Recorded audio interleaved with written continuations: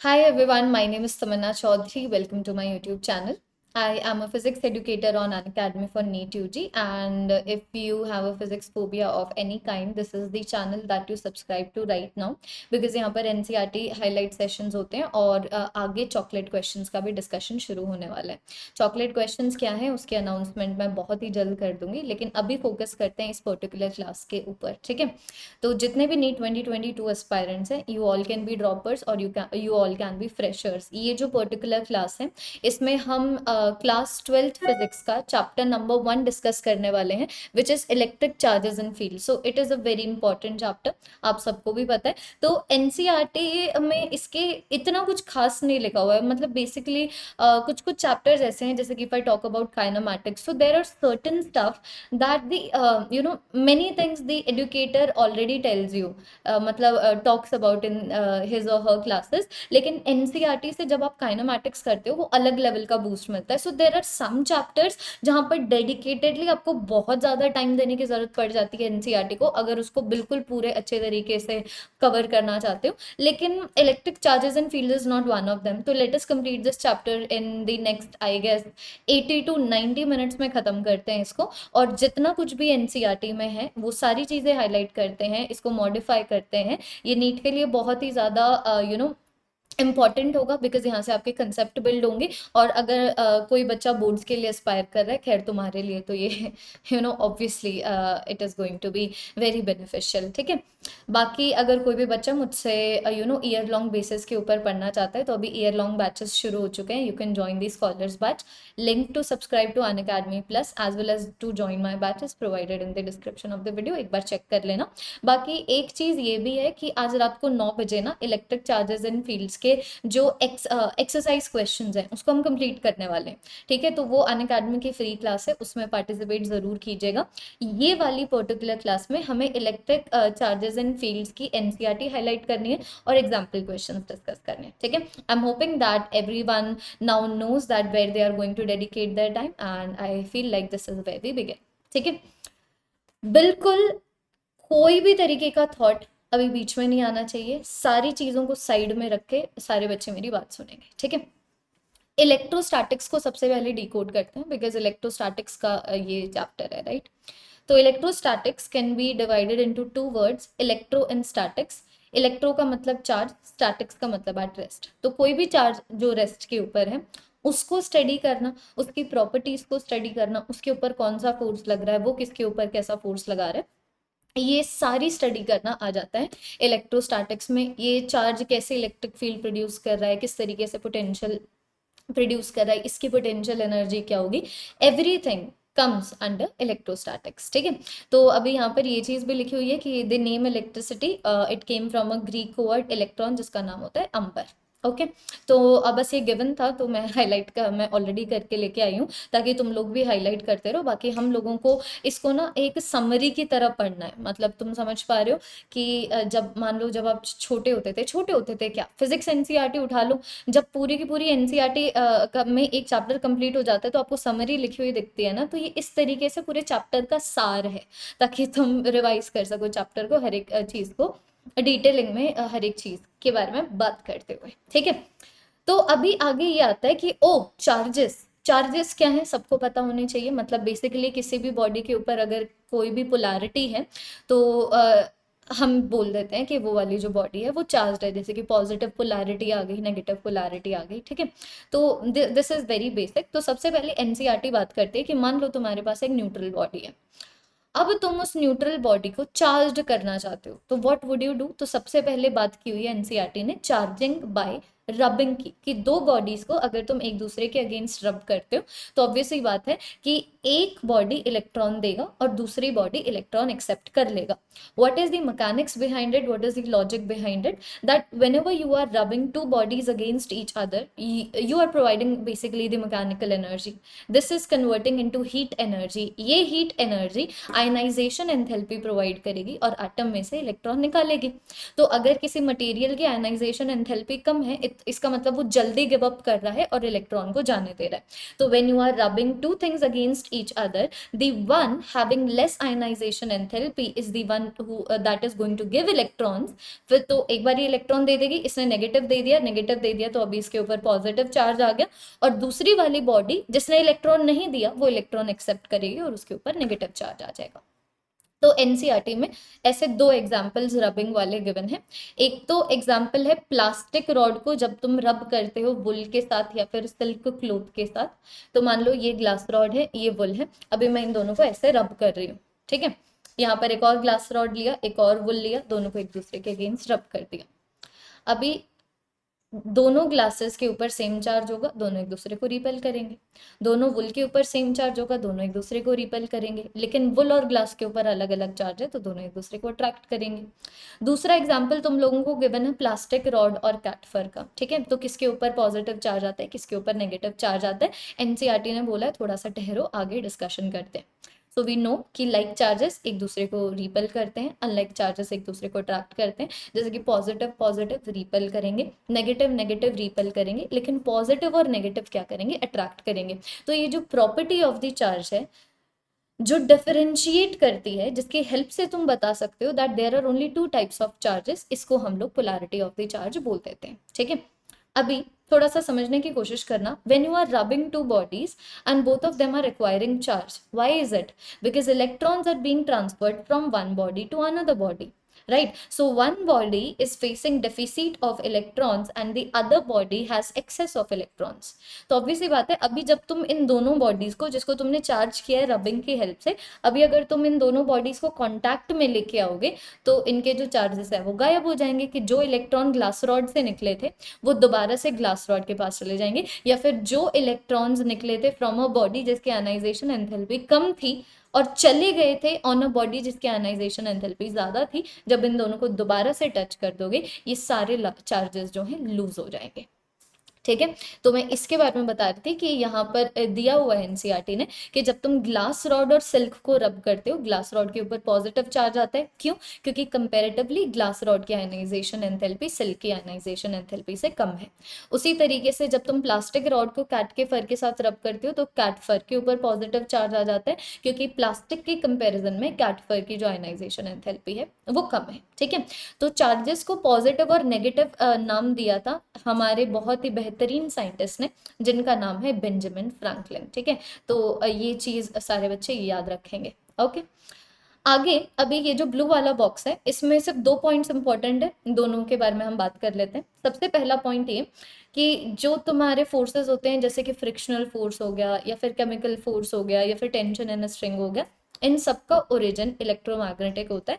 And this is something जो हम teachers तुम्हें फिजिकल वर्ल्ड में भी पढ़ाते हैं, which is chapter number 1 of class 11th physics. दूसरी चीज यहाँ पर इंपॉर्टेंट ये गिवन है that gravitational force is a long range force, इसके बारे में भी तुम्हें पता होना चाहिए. ठीक है, तो अभी एनसीईआरटी बोल रही है कि ठीक है भाई थोड़ी सी मस्ती कर ली, न्यूट्रल बॉडी थी अभी उसको चार्ज कर दिया. अभी ये बताओ हाउ वुड यू नो कि एक बॉडी चार्ज है कि नहीं है? मतलब is there any simple apparatus जिसकी हेल्प से भले ही तुम एक बॉडी के ऊपर चार्ज ना मेजर कर पाओ लेकिन एक रिलेटिव कंपैरिजन कर पाओ between the charge on two bodies? मतलब that apparatus will not be able to tell me कि मेरे ऊपर कितना चार्ज है, but that apparatus will indicate whether मेरे ऊपर ज्यादा चार्ज है या फिर मेरे भाई के ऊपर ज्यादा चार्ज है. मतलब आर यू अंडरस्टैंडिंग? तो ऐसे apparatus को बोला जाता है गोल्ड लीफ इलेक्ट्रोस्कोप. ठीक है, तो गोल्ड लीफ इलेक्ट्रोस्कोप में बेसिकली क्या होता है ना कि तुम्हारे पास व्हाट इज दिस, सॉरी, तो मान लो यहाँ पर मैं तुम लोगों को दिखाती हूँ कि यहाँ पर इस तरीके से मेटल नॉब होता है. This is the metal knob. Metal knob से कनेक्टेड होता है इस तरीके से एक मेटल रॉड, और मेटल रॉड से कनेक्टेड होते हैं इस तरीके से 2 गोल्ड लीव्स. ठीक है, अभी मान लो बच्चों दिस इज द बॉडी जिसके ऊपर तुम्हें देखना है कि चार्ज प्रेजेंट है कि नहीं है. तो तुम इस बॉडी को मेटल नॉब से क्या कराओगे, टच कराओगे. अगर इस बॉडी के ऊपर चार्ज होगा मेटल नॉब के ऊपर चार्ज आ जाएगा, अगर इस बॉडी के ऊपर चार्ज नहीं होगा तो मेटल नॉब के ऊपर चार्ज नहीं आएगा. ऑब्वियसली बात है. तो अगर एक चार्ज बॉडी है वो मेटल नॉब को चार्ज देगी, मेटल कंडक्टर है, मेटल रॉड से कनेक्टेड है, तो अब ये मेटल नॉब के ऊपर जो चार्जेस आए हैं वो मेटल रॉड के ऊपर जाएंगे, मेटल रॉड इनको कंडक्ट करेगा और ये चार्जेस आ जाएंगे अभी गोल्ड लीव्स के ऊपर.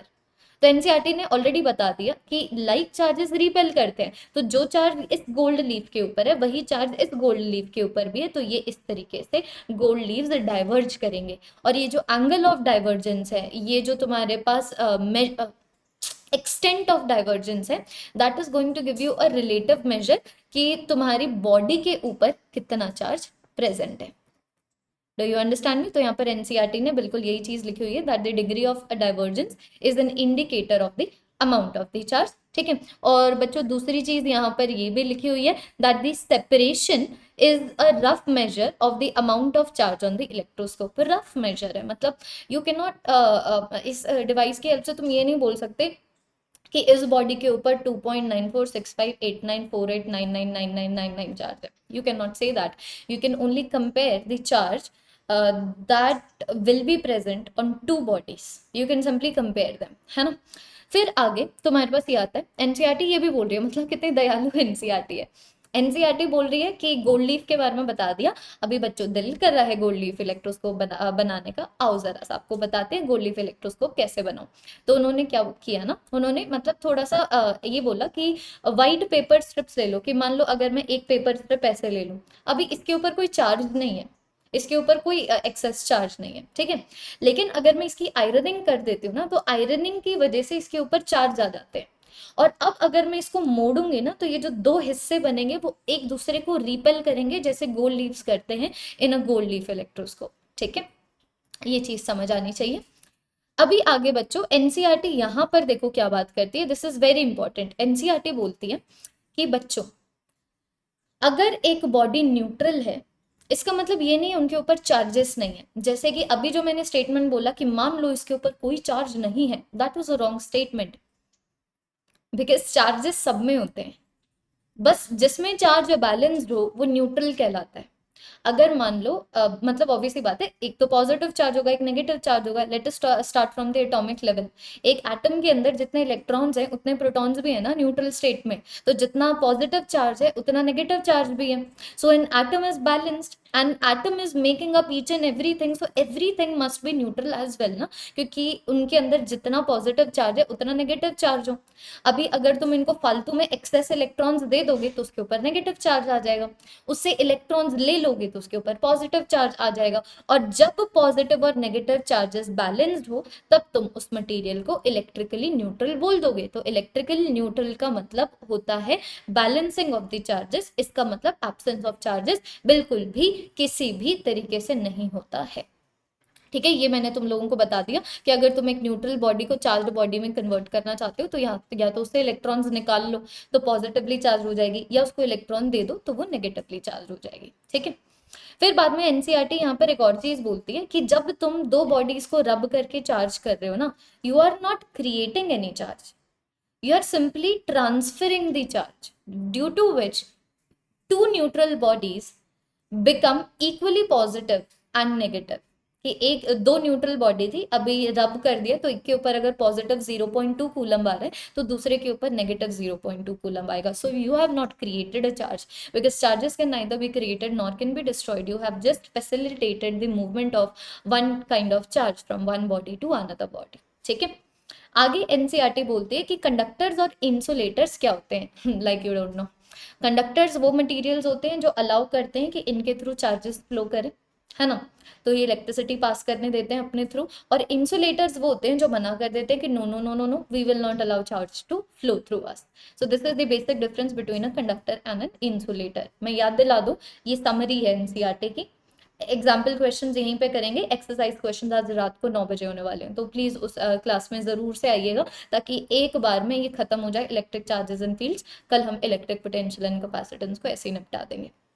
फिर आई फील लाइक एक बार मॉडर्न फिजिक्स लेते हैं। ठीक है, मॉडर्न फिजिक्स इज समथिंग की उसकी एनसीईआरटी थोड़ी सी इंपॉर्टेंट है। ओके चलो आगे। तो आगे एग्जाम्पल गिवन है, कंडक्टर के एग्जाम्पल गिवन है, मेटल, ह्यूमन, एनिमल बॉडीज, अर्थ। अर्थ भी एक कंडक्टर है, तुम भी एक कंडक्टर हो। ठीक है, इंसुलेटर के एग्जाम्पल आ गए, ग्लास आ गया, पोर्सलिन आ गया, प्लास्टिक आ गया, नाइलॉन आ गया, वुड आ गया। So all of them are insulators. ठीक है, अभी फिर बाद में ये वाला पैराग्राफ क्या बोलता है ना, ये वाला पैराग्राफ डिफाइन करता है कि what if you give a charge to a body. कि मान लो मैं एक बॉडी हूँ और मुझे तुमने कोई चार्ज दिया, तो मुझे कोई चार्ज दोगे तो मुझे तो करंट लग जाएगा ना, it will pass through me by because I am a conductor. और कंडक्टर क्या करता है, कंडक्टर सरफेस के ऊपर चार्जेस को यूनिफॉर्मली स्टोर कर लेता है ना। तो मेरे थ्रू करंट पास करेगा, मेरे थ्रू चार्जेस पास करेंगे, so I am going to be affected. But had I been non conductor और मुझे तुम चार्ज देते, तो वो चार्ज उसी पॉइंट के ऊपर स्टोर्ड रहता। द रीजन बीइंग कि इंसुलेटर तो मना कर देता है कि हम नहीं अलाउ करेंगे कि हमारे थ्रू चार्जेस फ्लो। तो अगर कंडक्टर को किसी भी तरीके का एक्सेस चार्ज दोगे, that charge is going to be uniformly stored all over it surface. और अगर किसी इंसुलेटर को चार्ज दोगे तो वो इंसुलेटर एक पॉइंट के ऊपर ही उस पूरे के पूरे चार्ज को स्टोर कर लेगा। ठीक है, अभी आगे ये देखो, यहाँ पर अर्थिंग या फिर ग्राउंडिंग के बारे में बात हो रही है। इसका मतलब क्या है ना, अभी हमने डिस्कस किया कि अर्थ एक कंडक्टर है, और कंडक्टर को तुम किसी भी तरीके का चार्ज दे दो तो वो अपनी सरफेस के ऊपर उसको यूनिफॉर्मली डिस्ट्रीब्यूट कर लेता है। ठीक है, अभी अर्थ का रेडियस ही 6.4 इंटू 10⁻⁷ मीटर है, तो आप सरफेस एरिया 4πr² सोचिए कितनी बड़ी वैल्यू होगी। तो अगर तुम इसको छोटा मोटा चार्ज दोगे तो इस छोटे मोटे चार्ज को इतनी बड़ी सरफेस एरिया के ऊपर डिस्ट्रीब्यूट होना है। That is the reason you can simply say कि तो एक पूरा का पूरा समुंदर था, एक बूंद पानी डाल दिया, तो इट इज नॉट लाइक कि उस एक बूंद पानी से जो समुंदर का लेवल है वो राइज हो जाएगा। ठीक है, तो it becomes like you can consider it unaffected. इसीलिए बोला जाता है कि अगर तुम किसी भी बॉडी को अर्थ से कनेक्ट कर देते हो ना, तो उस बॉडी के ऊपर जितना भी एक्सेस चार्ज है, मान लो अगर उसके ऊपर पॉजिटिव का एक्सेस चार्ज है, मतलब इलेक्ट्रॉन की कमी है, तो अर्थ दे देगा इलेक्ट्रॉन। और अगर उस बॉडी के ऊपर नेगेटिव एक्सेस चार्ज है, तो उसके अंदर इलेक्ट्रॉन की इलेक्ट्रॉन एक्सेस में प्रेजेंट है, वो इलेक्ट्रॉन दे देगा अब की बार बॉडी अर्थ को। मतलब आई यू अंडरस्टैंडिंग कि connecting a charged body to the earth, what does it do, ये इस बॉडी के ऊपर जितने भी एक्सेस चार्जेस हैं उसको गायब कर देता है। इस प्रोसेस को बोला जाता है ग्राउंडिंग या फिर अर्थिंग। तो ये बहुत अच्छा मेजर है इलेक्ट्रिकल अप्लायंसेस को बचाने के लिए भी, कि जैसे कि तुम लोगों को पता होगा कि हमारा जो हाउस होल्ड वायरिंग सिस्टम होता है उसमें तीन तरीके की, जो हमारा हाउस होल्ड वायरिंग सिस्टम होता है उसके अंदर तीन तरीके की वायर्स होती हैं। जो ग्रीन वाली वायर होती है उसको हम अर्थ वायर बोलते हैं। क्यों? क्योंकि ये जो अर्थ वायर है वो जितने भी इलेक्ट्रिकल अप्लायंसेज है उनको अर्थ से कनेक्ट कर देती है, कि खुदा ना खास्ता किसी भी रीजन से अगर कोई भी इलेक्ट्रिकल अप्लायंस के ऊपर एक्सेस चार्ज डेवलप हो जाता है ना, तो वो इलेक्ट्रिकल अप्लायंस को खराब कर देगा। इसलिए आप उसको अर्थ से कनेक्ट कर देते हो, ताकि किसी भी रीजन से अगर एक्सेस चार्ज आ जाए तो वो अर्थ के पास चला जाए और तुम्हारा जो इलेक्ट्रिकल अप्लायंस है वो तुम्हारा खराब होने से बच जाए। ठीक है, अभी आगे एनसीईआरटी बोलती है कि शाबाश मेरे बच्चों, अभी तुम्हें पता लग गया चार्जेस क्या है, कंडक्टर्स क्या है, इंसुलेटर्स क्या है, तुम कैसे रबिंग की हेल्प से चार्जेस क्रिएट नहीं, मतलब चार्ज्ड बॉडी एक न्यूट्रल बॉडी को चार्ज बॉडी में कन्वर्ट कर सकते हो। अभी नेक्स्ट टॉपिक आ जाता है चार्जिंग बाय इंडक्शन, कि अब की बार एक न्यूट्रल बॉडी को चार्ज बॉडी में कन्वर्ट करेंगे इंडक्शन की हेल्प से। इंडक्शन का मतलब होता है नो टचिंग। इंडक्शन का मतलब होता है आप अफेक्ट इंड्यूस कर रहे हो without actually touching it, without actually physically making a contact. ठीक है, तो यहाँ पर दो एग्जाम्पल्स दूंगी इंडक्शन के। तो पहला एनसीईआरटी का एग्जाम्पल ये है कि मान लो ये तुम्हारे पास इस तरीके से दो न्यूट्रल स्फीयर्स हैं। ये दो न्यूट्रल स्फीयर्स इस तरीके से ये इंसुलेटिंग स्ट्रैंड के साथ कनेक्टेड है, ताकि अगर इनके ऊपर कोई भी चार्ज हम लोग जो डेवलप करना चाह रहे हैं वो अर्थ के पास ना चला जाए। ठीक है, इसीलिए इंसुलेटिंग स्ट्रैंड से तुमने इन दोनों मेटल स्फीयर्स को इनके ऊपर रख दिया और इन दोनों को एक दूसरे से टच कर दिया। ठीक है, अभी अगर मैं यहाँ पर इंड्यूसिंग बॉडी लेके आती हूँ, what is the meaning of the inducing body? देखो, इसको मैं इंड्यूसिंग बॉडी बोल सकती हूँ। इंड्यूसिंग बॉडी वो बॉडी है जिसकी हेल्प से इंडक्शन होती है। ठीक है, सो यहाँ पर मैं लेके आई हूँ, as you all can see, यहाँ पर मैं लेके आई हूँ इंड्यूसिंग बॉडी। ठीक है, जो कि पॉजिटिवली चार्ज रॉड है। अब ये पॉजिटिवली चार्ज रॉड बताऊँ क्या करेगा? ये पॉजिटिवली चार्ज रॉड अपने तरफ इलेक्ट्रॉन खींचेगा। तो अपने तरफ इलेक्ट्रॉन खींचेगा तो ये वाली सरफेस के ऊपर नेगेटिव चार्ज आ गया, और ये वाली सरफेस के ऊपर जितना थोड़ा सा नेगेटिव चार्ज आया है उतना ही दूसरी वाली सरफेस के ऊपर पॉजिटिव चार्ज आ गया। So what you have done right now is you have separated the charges. with the help of the inducing body, you are not touching the inducing body with the this two sphere system. You are simply bringing it closer enough या फिर close enough so that it can affect the distribution of charges in this system. कि पहले जो चीज बिल्कुल randomly distributed थी, अब तुमने उसमें separation create कर दी, क्योंकि पॉजिटिव वाला नेगेटिव को अट्रैक्ट करके पॉजिटिव को रिपेल कर रहा है. अब जब तुम इस मेटल रॉड को हटा दोगे और इन दोनों मेटल स्फीयर्स को अलग अलग कर दोगे ना, तो ऑब्वियसली बात है लेफ्ट ये वाली साइड पे ज्यादा इलेक्ट्रॉन्स थे, तो ये जो तुम्हारे पास स्फीयर है नेगेटिवली चार्ज हो जाएगा. यहाँ से इलेक्ट्रॉन्स निकले थे, दैट इज द रीजन ये पॉजिटिवली चार्ज हो जाएगा. सो this is one example of induction. फिर बाद में बच्चों यहाँ पर जरा सा देखो, यहाँ पर दूसरा एग्जाम्पल भी इंडक्शन का गिवन है कि मान लो how do you convert one metal sphere. जैसे कि अभी तो तुम्हारे पास दो मेटल स्फीयर्स है, अभी मान लो कि तुम्हारे पास एक मेटल स्फीयर है जो न्यूट्रल है. अभी तुम्हें इसको चार्ज्ड न्यूट्रल चार्ज्ड स्फीयर में कन्वर्ट करना है.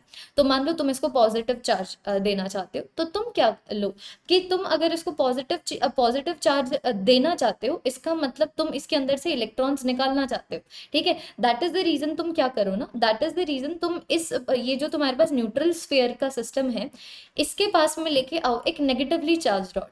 ये नेगेटिवली चार्ज रॉड क्या करेगा ना, सेपरेशन ऑफ चार्जेस कर देगा. लाइक अभी यहाँ पर ये चार्जेस सेपरेट हुए, but the this system is still neutral in nature. ठीक है, तो अभी तुम नेगेटिवली चार्ज रॉड लेके आए थे, इसीलिए ये इलेक्ट्रॉन को रिपेल कर देता है, तो ये वाली साइड पे नेगेटिव चार्ज आ जाता है और ये वाली साइड पे पॉजिटिव चार्ज आ जाता है. अब तुम क्या करो नाउ, ये जो सिस्टम है this is a neutral system with the separation of charges. This was the neutral system without the separation of charges.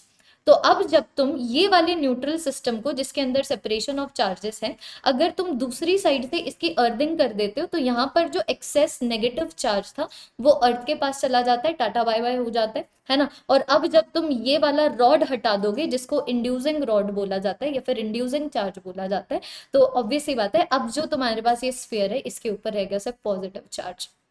So you have converted a neutral sphere into a positively charged sphere without actually touching it. So this is also an example of induction. ठीक है, तो इसी को induction बच्चों बोला जाता है ना. ये सारी चीजें हो गई. अभी आगे जरा सा देखिए, आगे तुम्हारे पास आ जाती है very basic properties of electric charges. तो सबसे पहली प्रॉपर्टी क्या है, सबसे पहली प्रॉपर्टी ये है कि तुम चार्जेस को बहुत ही इजी तरीके से ऐड कर सकते हो, जैसे कि तुम लोग स्केलर क्वांटिटीज को करते हो. ठीक है, यहाँ पर पॉजिटिव और नेगेटिव का ध्यान देना बहुत ही ज्यादा इंपॉर्टेंट है, इसीलिए प्रॉपर साइन कन्वेंशन यूज करने हैं, क्योंकि पॉजिटिव 2 कूलम नेगेटिव 2 कूलम को गायब कर देगा. इसलिए you will, if you are calculating the charge on the system, you will simply algebraically add all the charges, making sure that you are using proper sign convention. ठीक है, got it. जैसे कि example यहाँ पर given है कि मान लो तुम्हारे पास एक सिस्टम है जिसमें 5 चार्जेस है, +1, +2, -3, +4 एंड +5. तो यहाँ पर तुम्हारे पास जो टोटल चार्ज बनेगा सिस्टम के ऊपर, उसकी वैल्यू ये होगी विच इज -1 कूलम. ठीक है, आगे तुम्हारे पास आ जाता है that charges are conserve. Charges are conserve का मतलब क्या है कि चार्जेस कभी भी क्रिएट या फिर डिस्ट्रॉय नहीं होते, ये सिर्फ ट्रांसफर करे जाते हैं. ठीक है, एंड ऑब्वियसली बात है, तुम चार्ज को डिस्ट्रॉय नहीं कर सकते, तुम चार्ज को बना नहीं सकते, तुम सिर्फ इसको ट्रांसफर कर सकते हो. जैसे कि जब तुमने रबिंग करी थी, 2 बॉडीज की रबिंग करी थी, तो इलेक्ट्रॉन एक बॉडी से निकल के दूसरे बॉडी तक जा रहे थे ना. So you have not created electrons, you have just facilitated the movement of electron from one body to another body. So charges हमेशा कंजर्व रहेंगे, भले ही तुम्हारे पास भले ही क्या चार्जेस कंजर्व रहेंगे, भले ही जो मर्जी हो. ठीक है, जैसे कि यहाँ पर अभी ना एक एग्जांपल भी गिवन है कि the proton and electron created जब तुम्हारे पास एक न्यूट्रॉन टूटता है, कि जब तुम्हारे पास न्यूट्रॉन टूटता है, एक प्रोटॉन बनता है और एक इलेक्ट्रॉन बनता है, तो तुम लोगों को देखने में लगता है oh but this was neutral has created a positive charge, neutral has created a negative charge. No, the reactant is neutral, and if you look closely, तो ये जो तुम्हारे पास प्रोडक्ट वाला सिस्टम है जिसमें प्रोटॉन और इलेक्ट्रॉन दोनों आते हैं, ये वाला सिस्टम भी क्या है, ये वाला सिस्टम भी न्यूट्रल है. सो चार्जेस हमेशा कंजर्व्ड रहेंगे, ये चीज तुम लोगों को समझनी पड़ेगी. आगे आ जाता है बच्चों quantization of charge. Quantization of charge का मतलब क्या है कि charge on any body is always going to be an integral multiple of 1.6 into 10⁻⁻16 coulomb. अभी बात आती है ऐसा क्या, तो देखो the electric charge is always an integral multiple of e, और इसको हम क्या बोलते हैं, क्वांटाइजेशन ऑफ चार्ज बोलते हैं। तो एक बार ये दो तीन चीजें देख लो कि जो क्वांटाइजेशन ऑफ चार्ज है ना, सॉरी, ये जो क्वांटाइजेशन ऑफ चार्ज है इसको पहले सजेस्ट किया गया था बाय द एक्सपेरिमेंट्स जो फैराडे कंडक्ट कर रहा था, ठीक है, it was suggested by Faraday, लेकिन फिर बाद में इसको एक्सपेरिमेंटली डेमोन्स्ट्रेट किया था मिल्टन ने। ये चीज इंपॉर्टेंट है। बाकी आगे यहाँ पर ये भी लिखा हुआ है कि अगर हम एसआई यूनिट की बात करें तो हमारे चार्ज का जो यूनिट है उसको हम लोग कूलम बोलते हैं, उसको हम लोग क्या बोलते हैं, कूलम बोलते हैं। तो अभी समझना इस चीज को, ऐसा क्यों होता है quantisation of charge and why just 1.6 into 10⁻⁻19 coulomb. हमने जस्ट डिस्कस करा कि every atom is neutral, so every body classically should be neutral as well, because जितने प्रोटॉन्स है और उतने ही इलेक्ट्रॉन्स है। तो इलेक्ट्रॉन के ऊपर चार्ज होता है नेगेटिव 1.6 इंटू 10⁻⁻19 कूलम, प्रोटॉन के ऊपर चार्ज होता है पॉजिटिव 1.6 इंटू 10⁻⁻19 कूलम। तो इलेक्ट्रॉन ट्रांसफर होते हैं ना from one body to another body, तो इलेक्ट्रॉन कभी भी ट्रांसफर होंगे तो they are always going to do that in an integer form. एक इलेक्ट्रॉन, 2 इलेक्ट्रॉन, 10 करोड़ इलेक्ट्रॉन, ऐसा नहीं होगा कि 2.5 इलेक्ट्रॉन गए।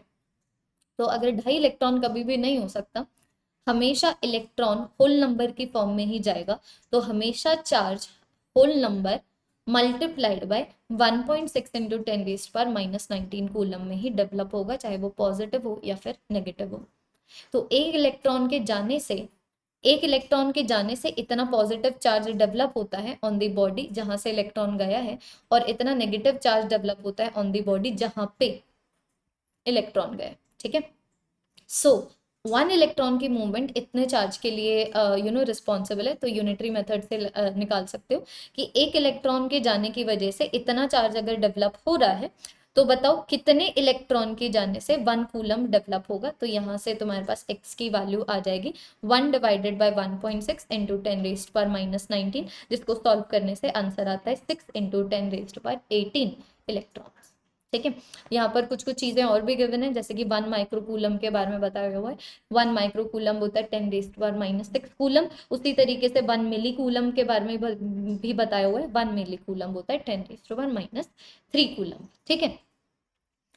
अभी बच्चों आगे ये गिवन है कि मान लो तुम्हारे पास एक बॉडी है ना, इस बॉडी में N1 इलेक्ट्रॉन्स है, N2 प्रोटॉन्स है, तो अब तुमसे पूछा हुआ है टोटल अमाउंट ऑफ चार्ज कितना होगा। So again this is very basic कि अगर उसके अंदर N1 इलेक्ट्रॉन्स है तो उसके अंदर N1 टाइम्स नेगेटिव ई का चार्ज है, और अगर उसके अंदर N2 प्रोटॉन्स है तो उसके अंदर N2 टाइम्स पॉजिटिव ई का चार्ज है। तो इसके ऊपर जो टोटल चार्ज आएगा it is N2 minus N1 times of e, क्योंकि N2 की वजह से पॉजिटिव है, N1 की वजह से यहाँ पर नेगेटिव है, ठीक है। आगे फिर बच्चों ये बोला जाता है, एक बार जरा सा देखिएगा, आगे ये बोला जाता है कि अगर तुम बड़े स्कोप के ऊपर देखो, मतलब अगर मान लो तुम मैक्रोस्कोपिक वर्ल्ड से डील करो, तो मैक्रोस्कोपिक वर्ल्ड में grainy nature of the charge is lost and it appears to be continuous. इसका मतलब क्या है कि मान लो अगर तुम माइक्रोस्कोपिक लेवल के ऊपर बात करते हो, सो माइक्रोस्कोपिक लेवल का मतलब क्या है, माइक्रोस्कोपिक लेवल का मतलब है जहां पर जो चार्जेस इन्वॉल्व हैं they are in the order of few tens और थाउजेंड्स ऑफ ई। मतलब जब इलेक्ट्रॉन्स की जो मूवमेंट इन्वॉल्व है वो 1000 की फॉर्म में भी हो तो भी वो माइक्रोस्कोपिक कहलाया जाता है, ठीक है। तो क्योंकि तब तक आप गिन रहे हो ना, तब तक आप गिन रहे हो, अगर तुम्हारे पास मान लो 1000 रुपए ही है ना, तो हर एक रुपए is going to be important to you, हर एक रुपए का तुम हिसाब रखोगे। लेकिन मान लो तुम्हारे पास 1 करोड़ रुपए है, तब तुम्हें ये एक एक रुपए नहीं दिखेंगे ना, तब तुम 10 रुपए ऐसे खर्च कर दोगे like it did not mean anything, ठीक है। तब तुम 1000 रुपए ऐसे खर्च कर दोगे, 10,000 ऐसे कर दोगे, लाखों खर्च कर दोगे like it did not mean anything to you. तो बिल्कुल यहाँ पर वही चीज के बारे में बात हो रही है कि अगर तुम माइक्रोस्कोपिक वर्ल्ड से डील करो तो you are talking about the movement of electrons just in thousands, तो वहां पर ग्रेनी नेचर ऑफ इलेक्ट्रॉन दिखता है। लेकिन जब तुम मैक्रोस्कोपिक वर्ल्ड की बात करते हो, बड़े लेवल के ऊपर बात करते हो, तो तब there is such a great number of electrons are involve in the movement कि आप उसको कलेक्टिवली पढ़ने लग जाते हो, एक एक इलेक्ट्रॉन को स्टडी करना मुश्किल हो जाता है। तो ये जो इलेक्ट्रॉन का ग्रेनी नेचर है वो खत्म हो जाता है और इलेक्ट्रॉन की मूवमेंट तुम लोगों को कंटिन्यूअस लगने लगती है। अब तुम एक इलेक्ट्रॉन, दो इलेक्ट्रॉन, तीन इलेक्ट्रॉन इस तरीके से नहीं गिन पाते। ठीक है, अच्छा आगे एक बार जरा सा देखिए, आगे ये वाला क्वेश्चन है कि if 10 raise to power 9 electrons move out of the body in 1 second, तो कितना टाइम लगेगा एक कूलम के चार्ज को डेवलप करने में। तो ये बहुत इजी क्वेश्चन है, समझो ना।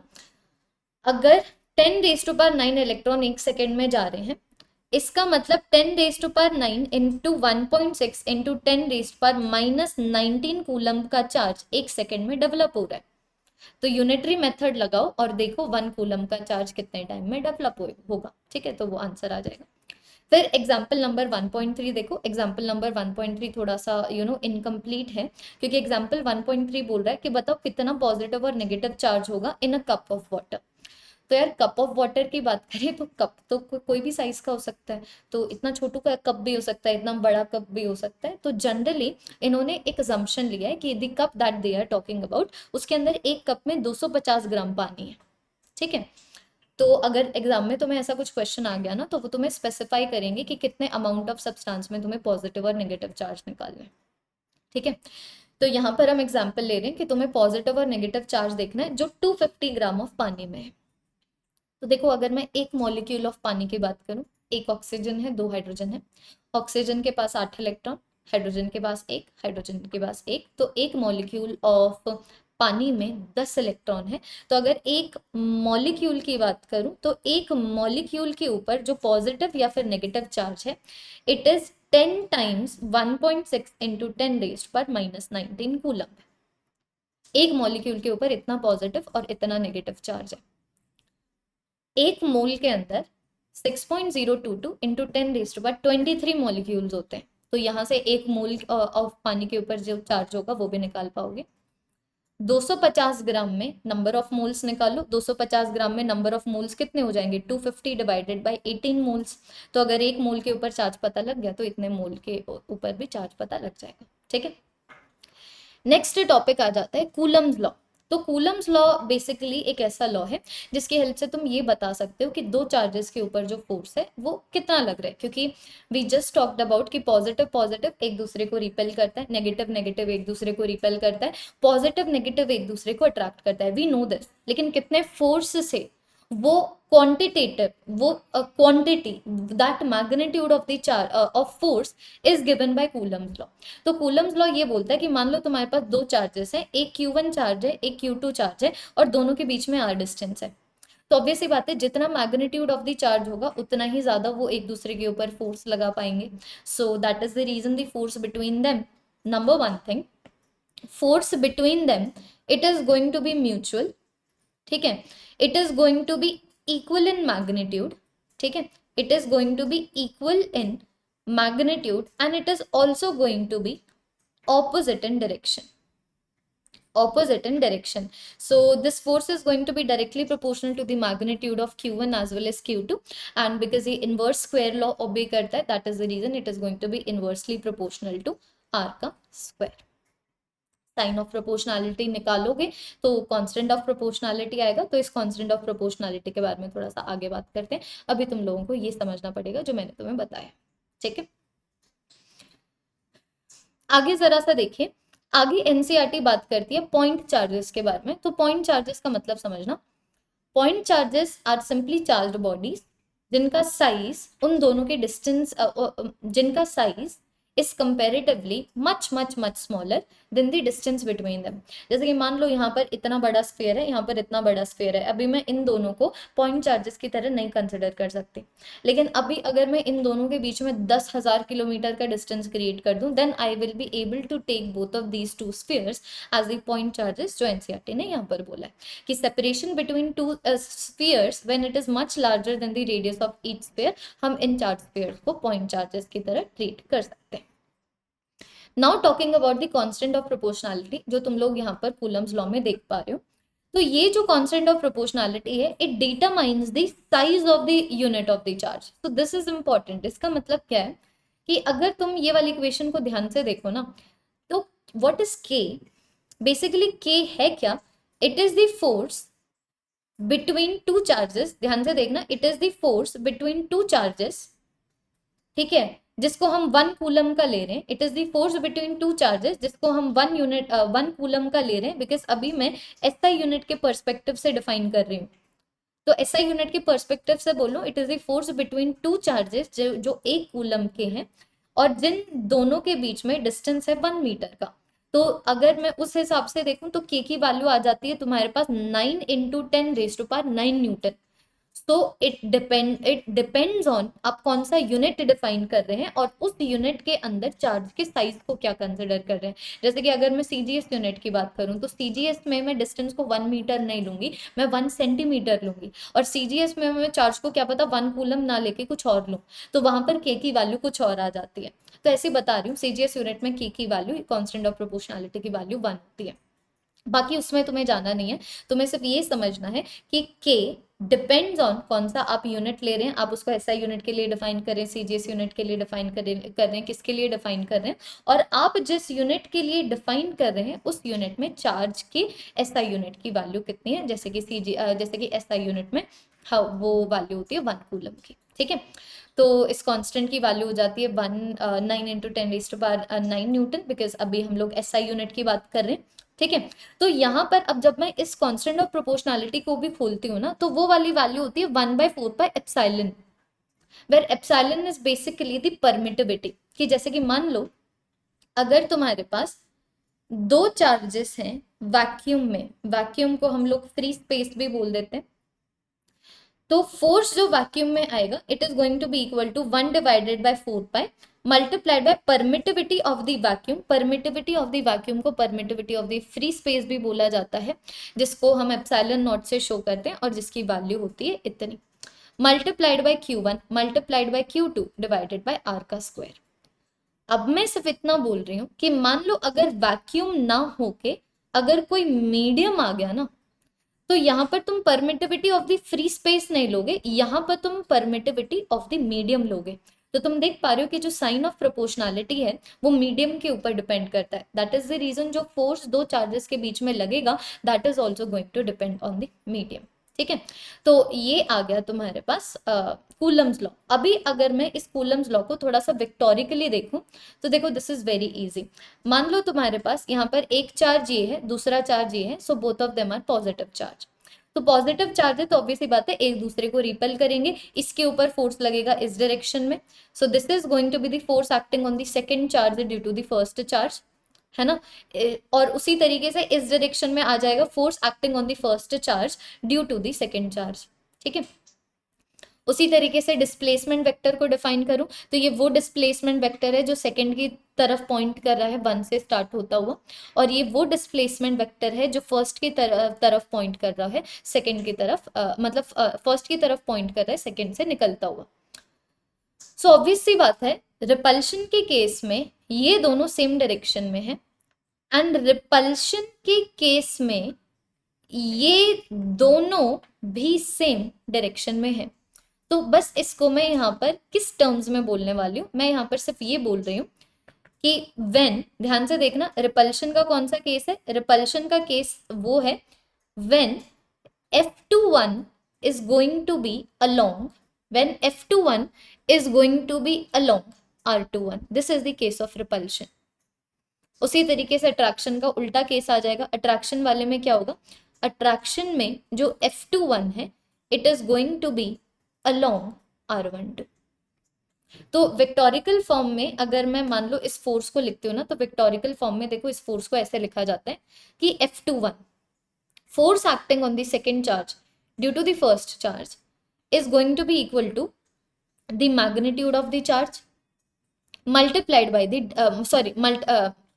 the force acting on the second charge due to the first charge is going to be equal to the magnitude of the force multiplied by the direction of the force. तो आप यहाँ पर देख पा रहे हैं कि जब मैं फोर्स को यहाँ पर डिफाइन कर रही हूँ ना, तो मैंने F21 की इक्वेशन में R21 लिखा हुआ है, मतलब F21 is going to be in the direction of R21 अगर यहाँ पर Q1 multiplied by Q2 positive है। तो Q1 मल्टीप्लाइड बाय Q2 तब पॉजिटिव होगा या तो दोनों पॉजिटिव हो या फिर दोनों नेगेटिव हो, which again is the case of repulsion.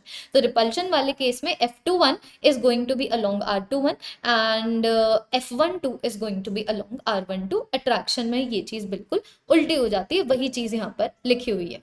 ठीक है, तो तुम लोग यहाँ पर देख पा रहे हो जैसे कि मैंने बताया कि अगर एक चार्ज दूसरे चार्ज के ऊपर F फोर्स लगा रहा है तो दूसरा चार्ज भी पहले चार्ज के ऊपर उतना ही फोर्स लगाएगा। सो सेम मैग्नीट्यूड का फोर्स ऑपोजिट डायरेक्शन में, very similar to the action reaction pair. So इसीलिए यहाँ पर लिखा हुआ है कि जो कूलम्स लॉ है वो न्यूटन्स के थर्ड लॉ को क्या करता है, ओबे करता है। अभी आगे बच्चों क्वेश्चन तुम्हारे पास ये आता है कि जरा सा कंपेयर कीजिए। मैं तुम्हें बताती हूँ एग्जाम्पल 1.4 में सिर्फ कौन सी चीज इंपॉर्टेंट है। हम एग्जाम्पल 1.4 में बेसिकली कंपेयर कर रहे हैं the strength of the electric force which is the Coulomb's force and the gravitational force when they are placed at a certain distance from one another। अगर मैं पहले दोनों प्रोटॉन ले लूं और फिर एक प्रोटॉन लूं और एक इलेक्ट्रॉन लूं, तो अगर मान लो मैं पहले एक इलेक्ट्रॉन लेती हूँ और एक प्रोटॉन लेती हूँ, तो ऑब्वियस सी बात है कि दोनों के बीच में जो ग्रेविटेशनल फोर्स होगा उसकी इक्वेशन ये होगी, है ना। दोनों के बीच में जो कूलम्स फोर्स होगा उसकी इक्वेशन ये होगी, नेगेटिव साइन ये शो कर रहा है that the force is attractive in nature. तो अभी जब मैं इन दोनों का रेशियो निकालती हूँ ना, तो बच्चों इन दोनों का रेशियो आपको ये दिखाता है that the electric force divided by the gravitational force is 2.4 into 10⁻39। इसका मतलब electric force between an electron and proton when placed at a certain distance, the electric force is 2.4 into 10⁻39 times greater than the gravitational force। So this example number 1.4 is just to remind you कि किस तरीके से electric force gravitational force से बहुत ज्यादा बड़ा होता है। उसी तरीके से तुम दो प्रोटॉन्स के लिए भी कंपेयर कर सकते हो, उसी तरीके से तुम एक इलेक्ट्रॉन और दूसरे प्रोटॉन के बीच में भी कंपेयर कर सकते हो। ठीक है, नेक्स्ट क्वेश्चन एग्जाम्पल नंबर 1.5 है। एग्जाम्पल नंबर 1.5 दो कंसेप्ट के ऊपर फोकस करता है। एक तो ये फोकस करता है on redistribution of charges between identical bodies, और दूसरे कंसेप्ट के ऊपर जो ये फोकस कर रहा है it is the Coulomb's law. तो बेसिकली क्वेश्चन क्या है ना, क्वेश्चन तुम्हारे पास ये है कि तुम्हारे पास चार्ज मेटालिक स्फीयर है ए, चार्ज मेटालिक स्फीयर तुम्हारे पास ए है, इस तरीके से एक इंसुलेटिंग थ्रेड के साथ लटका हुआ है। दूसरा तुम्हारे पास चार्ज मेटालिक स्फीयर बी है, जिसको तुमने इस तरीके से एक इंसुलेटिंग इंस्ट्रूमेंट से, तुमने चिमटा टाइप का है, हैंडल टाइप का है, तुमने इसको पकड़ा हुआ है। अभी जब तुम इसको पहले 10 सेंटीमीटर के ऊपर रख रहे हो ना, इन दोनों के बीच में जब पहले 10 सेंटीमीटर का डिस्टेंस है, तो इनके ऊपर एफ फोर्स लग रहा है। तो अभी अगर तुम ये मेटल स्फीयर ए को इसी के आइडेंटिकल न्यूट्रल स्फीयर के साथ टच करके दोबारा से ले आओ, और उसी तरीके से तुम ये वाले मेटल स्फीयर को इसी के जैसे स्फीयर के साथ टच करके दोबारा से यहाँ पर ले आओ, और अब की बार 10 सेंटीमीटर की जगह अगर इनको 5 सेंटीमीटर डिस्टेंस के ऊपर रखो, तो तुमसे फोर्स की वैल्यू पूछी हुई है कि फोर्स बताओ कैसे चेंज होगा। तो सबसे पहली बात तो ये कि ये तुम्हारे पास मान लो Q1, इसके ऊपर Q1 चार्ज है। दूसरा, तुम जो मेटल स्फीयर लेके आ रहे हो और इसके साथ टच कर रहे हो, उसके ऊपर कोई चार्ज ही नहीं है। तो इसका मतलब अभी आई कैन से कि यहाँ पर चार्ज ऑन दी सिस्टम आ गया Q1, और जब तुम इनको सेपरेट करोगे तो Q1 इक्वली डिस्ट्रीब्यूट होगा, क्योंकि अभी you are talking about identical bodies. तो पहले इसके ऊपर चार्ज था Q1, इसके ऊपर कोई चार्ज नहीं था, सिस्टम के ऊपर चार्ज आ गया Q1, सेपरेट करोगे तो Q1/2 इसके ऊपर आएगा, Q1/2 इसके ऊपर आएगा। उसी तरीके से इसके ऊपर चार्ज था Q2, इसके ऊपर कोई चार्ज नहीं था, अभी charge on the system Q2 आ गया। अभी इन दोनों को सेपरेट करोगे तो Q2/2 इसके ऊपर आएगा, Q2/2 इसके ऊपर आएगा। तो पहले जो फोर्स की वैल्यू थी ना, ये वाले केस में फोर्स की वैल्यू थी constant of proportionality multiplied by Q1 multiplied by Q2 divided by 0.1 metre का स्क्वायर। और अब तुम्हारे पास जो नई फोर्स की वैल्यू आएगी, it is constant of proportionality multiplied by Q1/2 multiplied by Q2/2 divided by 0.05 metre का स्क्वायर। तो ये जो रेशियो है ये रेशियो 1 आता है, इसका मतलब फोर्स की वैल्यू चेंज नहीं होती है। आगे ये बोला हुआ है कि ठीक है, नाउ यू नो कि एक चार्ज दूसरे चार्ज के ऊपर कैसे फोर्स लगाएगा। तो यहाँ पर 1.7 सिर्फ ये बोल रहा है कि मान लो तुम एक चार्ज के ऊपर फोर्स निकालना चाहते हो ड्यू टू मल्टीपल चार्जेस, तो तुम क्या करो ना, उन मल्टीपल चार्जेस की वजह से इंडिविजुअल फोर्स निकालो, उनको वेक्टोरिकली ऐड कर दो, तो तुम्हें ये पता लग जाएगा उस चार्ज के ऊपर नेट फोर्स कितना है। इसको हम लोग प्रिंसिपल ऑफ सुपरपोजिशन बोलते हैं। तो इसके एग्जाम्पल्स एक बार जरा सा देख लीजिए, एक मिनट।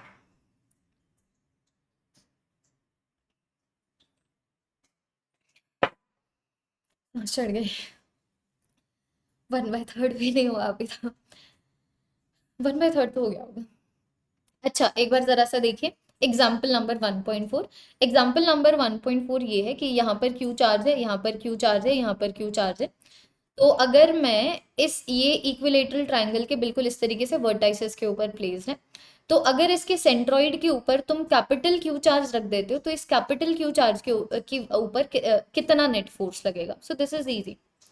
इसकी वजह से रिपल्सिव फोर्स लगेगा इस डायरेक्शन में, इसकी वजह से रिपल्सिव फोर्स लगेगा इस डायरेक्शन में, एंड ऑब्वियस सी बात है इसकी वजह से रिपल्सिव फोर्स लगेगा इस डायरेक्शन में।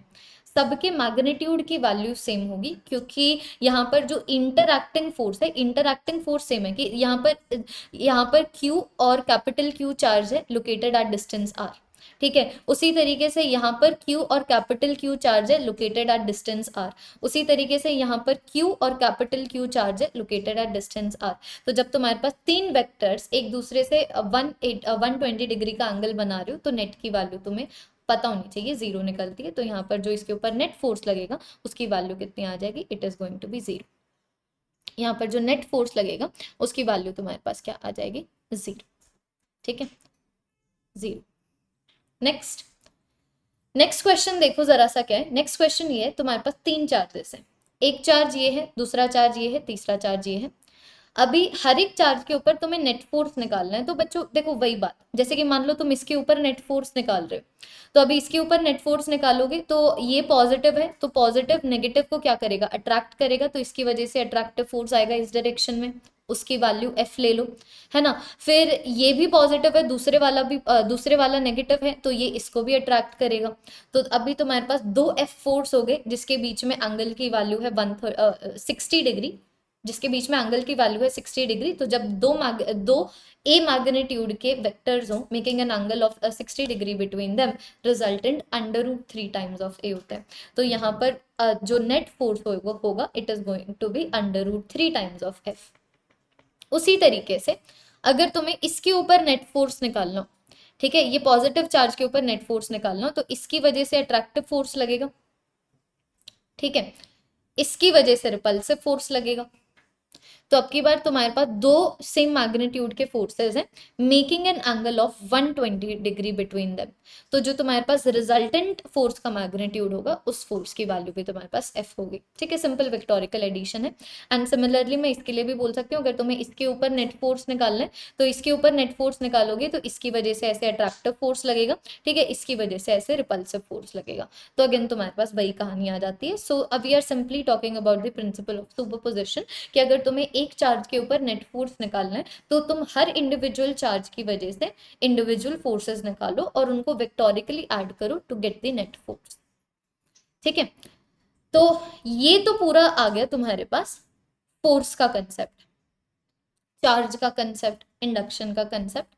आगे आ जाती है तुम्हारे पास इलेक्ट्रिक फील्ड। तो इलेक्ट्रिक फील्ड भी कोई बड़ी बात नहीं है। Electric field is nothing but the force per unit charge. कि मान लो अगर यहाँ पर कैपिटल Q चार्ज है जिसकी इलेक्ट्रिक फील्ड को तुम पढ़ना चाहते हो, तो एक बार जरा सा बात करते हैं what is the meaning of field. Field का मतलब कोई भी ऐसी चीज जो वेरी करे फ्रॉम पॉइंट टू पॉइंट, उसको हम फील्ड बोलते हैं।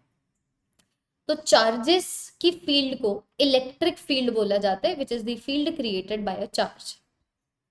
सो electric field is basically the region surrounding a charge जहां पर ये चार्ज दूसरे चार्ज के ऊपर फोर्स लगा सकता है। ठीक है, तो जिस चार्ज की वजह से इलेक्ट्रिक फील्ड तुम लोग स्टडी कर रहे हो ना, उसको बोला जाता है सोर्स चार्ज। ध्यान से देखो, उसको बोला जाता है सोर्स चार्ज। तो ये जो इलेक्ट्रिक फील्ड प्रोड्यूस कर रहा है ये आ गया तुम्हारे पास सोर्स चार्ज। मान लो तुम्हें सोर्स चार्ज की वजह से इलेक्ट्रिक फील्ड की वैल्यू निकालनी है इस तरीके से आर डिस्टेंस के ऊपर। इसका मतलब तुम क्या करो ना, यहाँ पर एक कूलम रख दो जिसको हम लोग टेस्ट चार्ज बोल देते हैं, और ये देख लो कि इस एक कूलम के ऊपर यहाँ पर कितना फोर्स लग रहा है, that is going to give you the value of the electric field. तो electric field is newton per coulomb, तो तुम यूनिट्स एंड डिमेंशंस दोनों की वैल्यू को निकाल सकते हो। ठीक है, now if I talk about the electric field produced by a positive charge, तो पॉजिटिव चार्ज की वजह से इलेक्ट्रिक फील्ड, तुम खुद सोचो ना, अभी हमने बात की है कि electric field is the force जो लगेगा एक कूलम चार्ज के ऊपर। तो when I talk about the electric field produced by a positive charge, ये हमेशा दूसरे पॉजिटिव चार्ज को रिपेल करेगा। तो अगर यहाँ पर कोई 1 कूलम चार्ज रखा हुआ है ये इसको रिपेल करेगा, यहाँ पर कोई 1 कूलम चार्ज रखा हुआ है ये इसको रिपेल करेगा, यहाँ पर कोई 1 कूलम चार्ज रखा हुआ है तो ये इसको रिपेल करेगा। That is the reason we say कि पॉजिटिव चार्ज की वजह से जो इलेक्ट्रिक फील्ड लाइंस होती हैं, सो इलेक्ट्रिक फील्ड लाइंस आदि लाइंस जो शो करती हैं इलेक्ट्रिक फील्ड को, डायरेक्शन और मैग्नीट्यूड दोनों की टर्म्स में, आगे बात करेंगे उसके बारे में। तो पॉजिटिव चार्ज की वजह से जो इलेक्ट्रिक फील्ड लाइंस होती हैं वो बाहर की डायरेक्शन में होती हैं। लेकिन अभी अगर मैं नेगेटिव चार्ज की बात करूं, तो अगर यहाँ पर 1 कूलम रखोगे तो ये नेगेटिव पॉजिटिव को अट्रैक्ट करेगा, यहाँ पर 1 कूलम रखोगे तो ये भी अट्रैक्ट होगा, यहाँ पर 1 कूलम रखोगे तो ये भी अट्रैक्ट होगा। That is the reason again भी से कि इलेक्ट्रिक फील्ड लाइंस एक नेगेटिव चार्ज की वजह से अंदर की डायरेक्शन में होती है।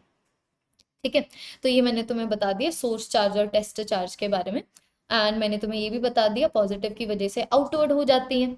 एक मिनट, हाँ जी, पॉजिटिव की वजह से आउटवर्ड हो जाती हैं, नेगेटिव की वजह से इनवर्ड हो जाती हैं। ठीक है, और at equal distances from the charge Q the electric field is same in magnitude. इसका मतलब मान लो यहाँ पर क्यू चार्ज है, तो तुम यहाँ पर ऐसे आर डिस्टेंस के ऊपर इलेक्ट्रिक फील्ड निकालो या फिर ऐसे आर डिस्टेंस के ऊपर इलेक्ट्रिक फील्ड निकालो। अगर ये ए पॉइंट है और ये बी पॉइंट है, देन आई कैन से कि जो इलेक्ट्रिक फील्ड की वैल्यू ए पॉइंट के ऊपर है वही इलेक्ट्रिक फील्ड का मैग्नीट्यूड बी पॉइंट के ऊपर भी होगा।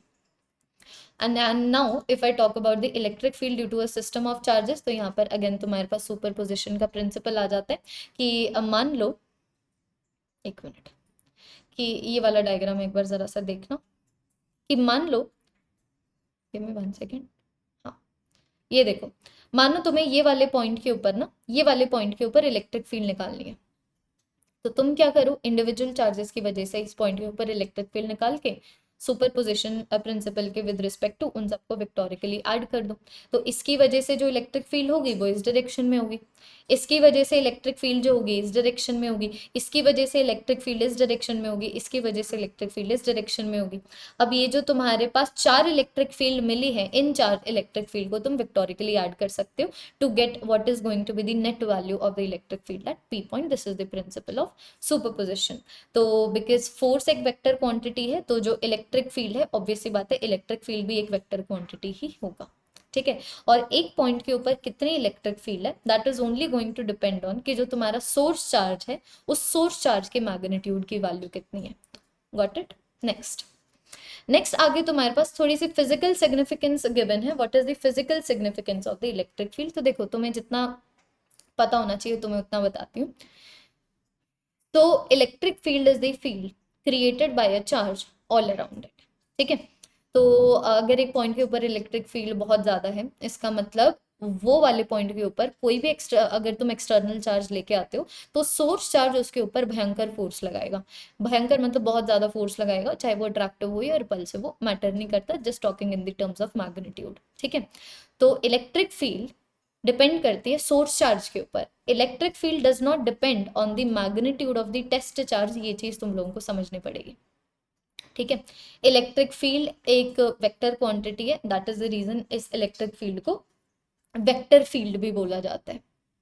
ठीक है, तो what is the meaning of कि इलेक्ट्रिक फील्ड टेस्ट चार्ज के ऊपर नहीं डिपेंड करती। कि मान लो ये पी पॉइंट है, पी पॉइंट के ऊपर इलेक्ट्रिक, सॉरी सांस नहीं आ रहा,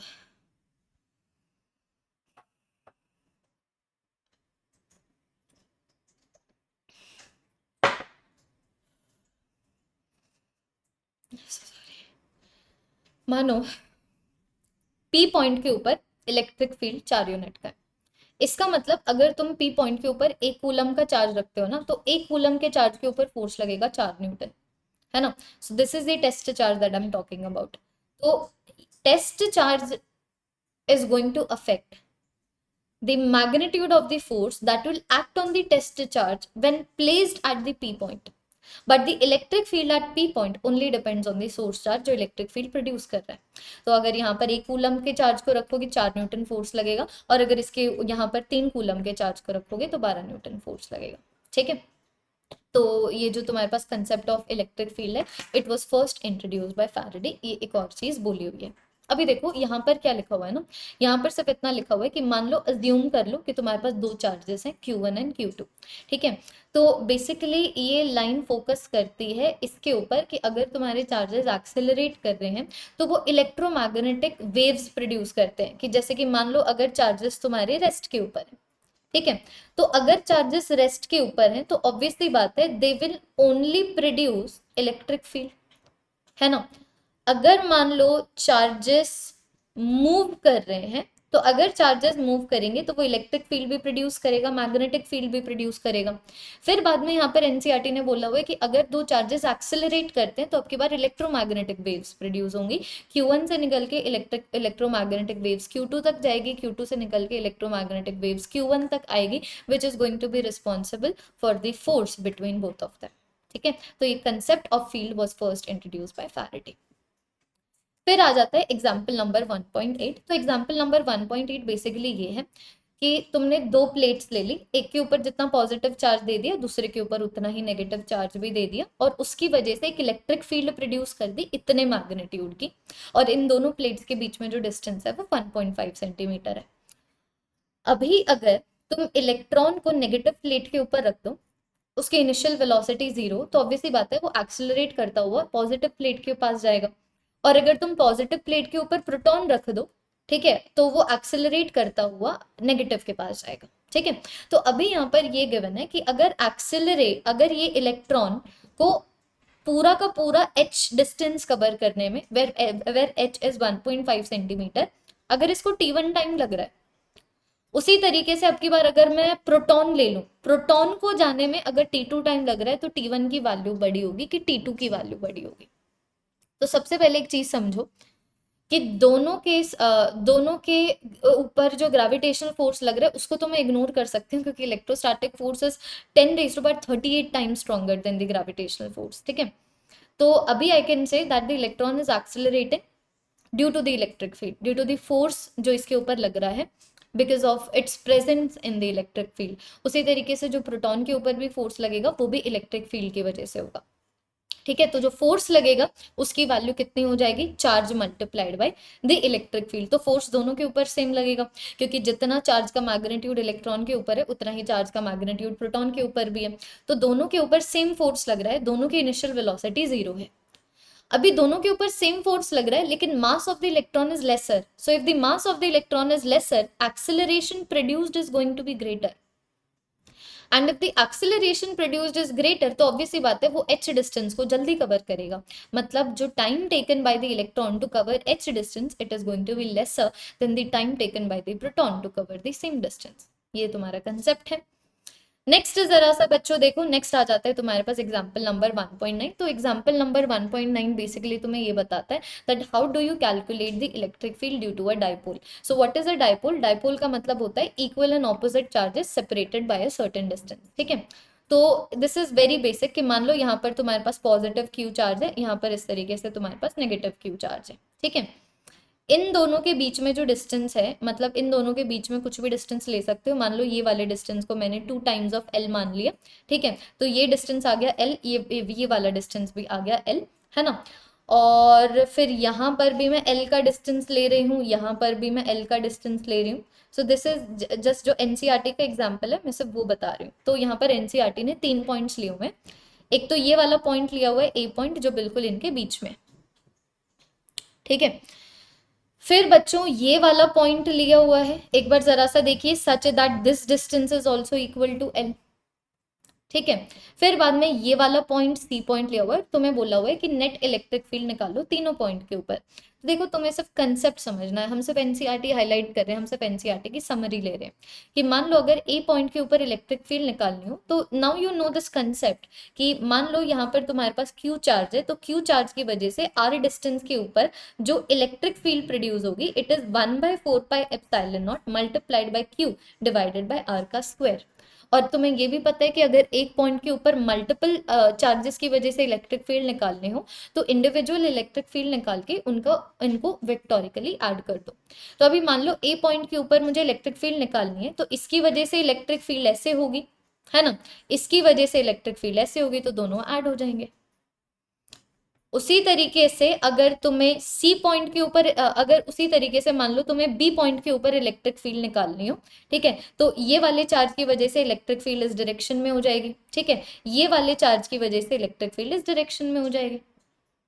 ग्रीन वाली इलेक्ट्रिक फील्ड बड़ी होगी क्योंकि जो यहाँ पर क्यू चार्ज है बी पॉइंट के पास में प्रेजेंट है, और जो येलो वाली इलेक्ट्रिक फील्ड है वो कमजोर होगी क्योंकि वो जिस चार्ज की वजह से वो चार्ज उससे ज्यादा डिस्टेंस के ऊपर प्रेजेंट है, तो नेट इलेक्ट्रिक फील्ड इस डायरेक्शन में आ जाएगी, निकाल लेना, है ना। उसी तरीके से मान लो अभी अगर तुम्हें इलेक्ट्रिक फील्ड निकालनी है, सॉरी, उसी तरीके से बच्चों मानो अब की बार तुम लोगों को इलेक्ट्रिक फील्ड निकालनी है ये वाले पॉइंट के ऊपर, तो इसकी वजह से इलेक्ट्रिक फील्ड होगी ऐसे, है ना, इसकी वजह से इलेक्ट्रिक फील्ड होगी ऐसे, तो दोनों के जो एक्स कंपोनेंट्स हैं वो ऐड हो जाएंगे, वाई कंपोनेंट कैंसिल आउट कर जाएंगे, ठीक है, क्योंकि ये वाला एंगल अगर थीटा है तो ये वाला एंगल भी थीटा है, ये वाला एंगल थीटा है तो ये वाला एंगल भी थीटा है, तो देख पा रहे हो ना दोनों के साइन कंपोनेंट ऊपर और नीचे कैंसिल हो जाएंगे और जो कॉस कंपोनेंट्स है वो एक्स डायरेक्शन में ऐड हो जाएंगे, तो आंसर आ जाएगा 2e cos ऑफ थीटा, ई की वैल्यू निकाल सकते हैं, ठीक है।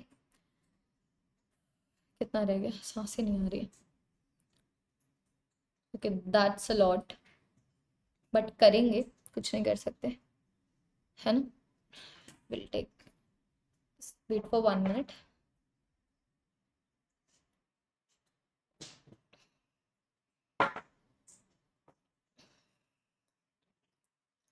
Just wait. Like this video. इतने मस्त लाइक करो वीडियो को, आगे 2-3 लोगों में शेयर करो, इतने लेट में ईट 2 to 3 berries।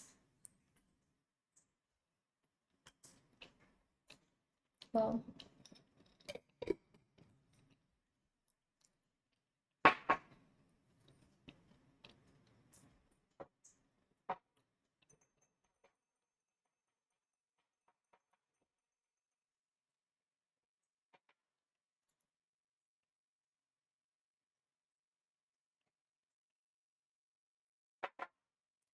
ओह, शुरू करते हैं, है ना। Why does it seem so hard?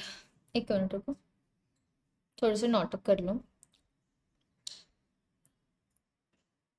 Oh I have covered so much, इतना कर दिया, अब आगे तो कर ही दूंगी, ठीक है। ओके, इलेक्ट्रिक फील्ड लाइंस के बारे में बात करते हैं। तो इलेक्ट्रिक फील्ड लाइंस ऐसी लाइंस हैं जो इलेक्ट्रिक फील्ड को रिप्रेजेंट करती हैं, मैग्नीट्यूड की टर्म्स में भी, डायरेक्शन की टर्म्स में भी। तो कभी भी वेक्टर बनाते हो एरो की फॉर्म में बनाते हो तो एरो का जो हेड है वो डायरेक्शन ऑफ इलेक्ट्रिक फील्ड की टुवर्ड्स पॉइंट करेगा, और जो लेंथ ऑफ द वेक्टर है वो मैग्नीट्यूड बताएगा। तो जैसे जैसे तुम चार्ज से दूर जाते हो जो इलेक्ट्रिक फील्ड है वो कमजोर होती रहती है, तो ये चीज नोटिस करना कि जब तुम ये वाले चार्ज से दूर जाते जा रहे हो ना, तो ये जो तुम्हारे पास लेंथ ऑफ द वेक्टर्स है, ये लेंथ ऑफ द वेक्टर भी छोटा होता जा रहा है, विच शोज यू कि जैसे जैसे तुम चार्ज से दूर जा रहे हो the electric field is becoming lesser in magnitude. उसी तरीके से जो density of the electric field lines है वो तुम्हें ये भी बताता है कि उस पॉइंट के ऊपर या फिर उस रीजन के अंदर कितनी स्ट्रॉन्ग इलेक्ट्रिक फील्ड है। जैसे कि मान लो अभी अगर मैं ये वाले रीजन की बात करूं तो इस रीजन को कंपेयर करूं तो ऑब्वियसली बात है electric field lines are more densely packed.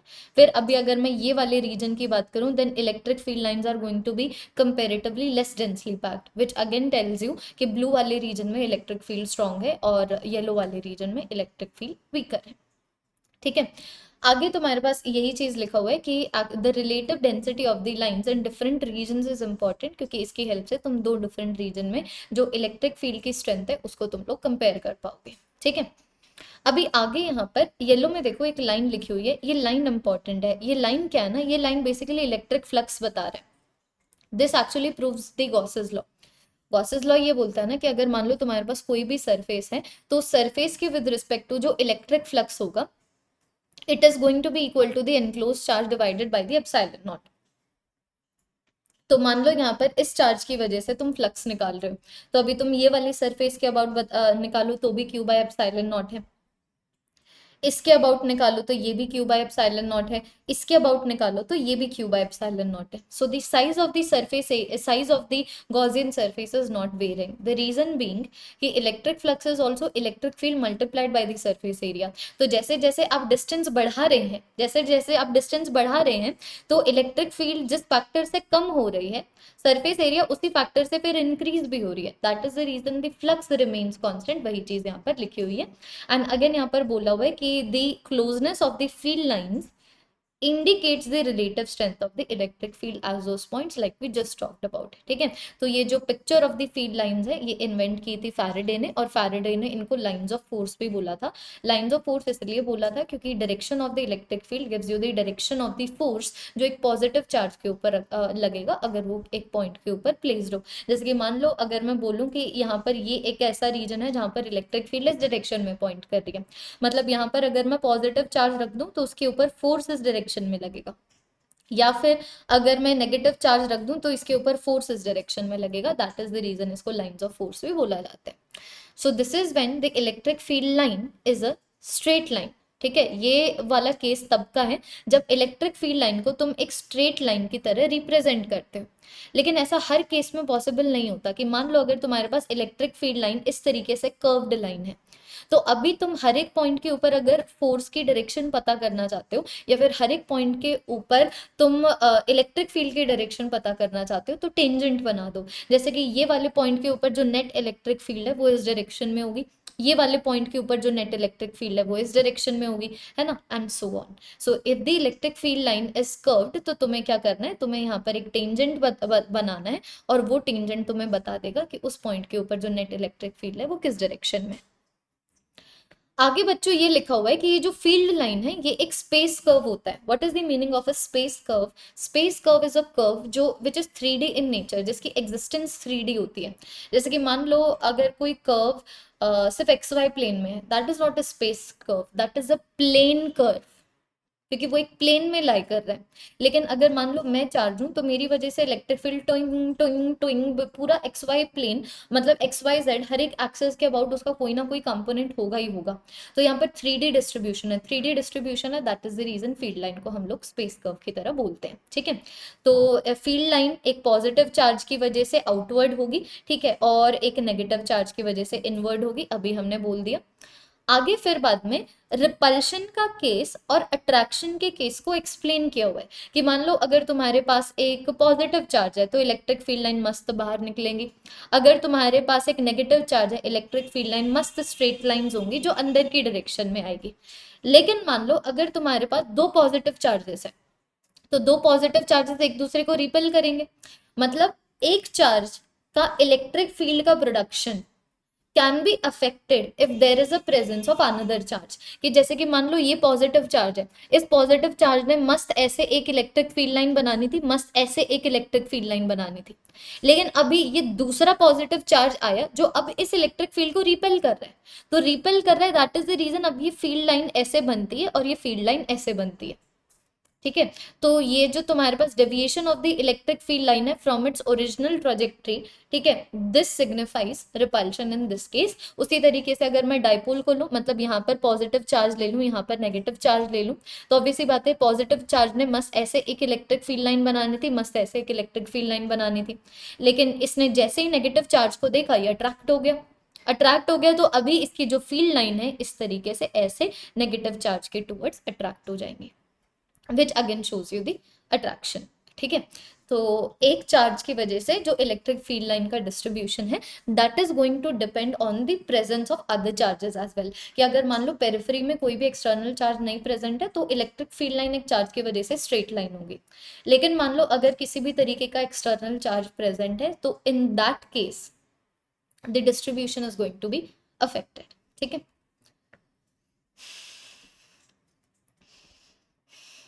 First point देखिए, फर्स्ट पॉइंट तुम्हारे पास ये है कि फील्ड लाइंस मतलब इलेक्ट्रिक फील्ड लाइंस में स्टार्ट और एंड एट इंफिनिटी। इसका मतलब क्या है ना कि हम ये बोल देते हैं कि अगर मैं एक चार्ज हूं तो मैं इन्फिनिटी के ऊपर मेरी वजह से जो इलेक्ट्रिक फील्ड है वो जीरो है, मतलब मेरी इन्फिनिटी के ऊपर बिल्कुल भी नहीं चल रही, ठीक है। तो I will say if I am positive charge my electric field lines will end at a just before infinity, या फिर if I am a negative charge then my electric field is arising just after infinity. समझ पा रहे हो? That is the reason we say कि जो electric field line है वो इन्फिनिटी से या तो शुरू होती है अगर नेगेटिव चार्ज हो, या फिर खत्म होती है अगर एक पॉजिटिव चार्ज हो।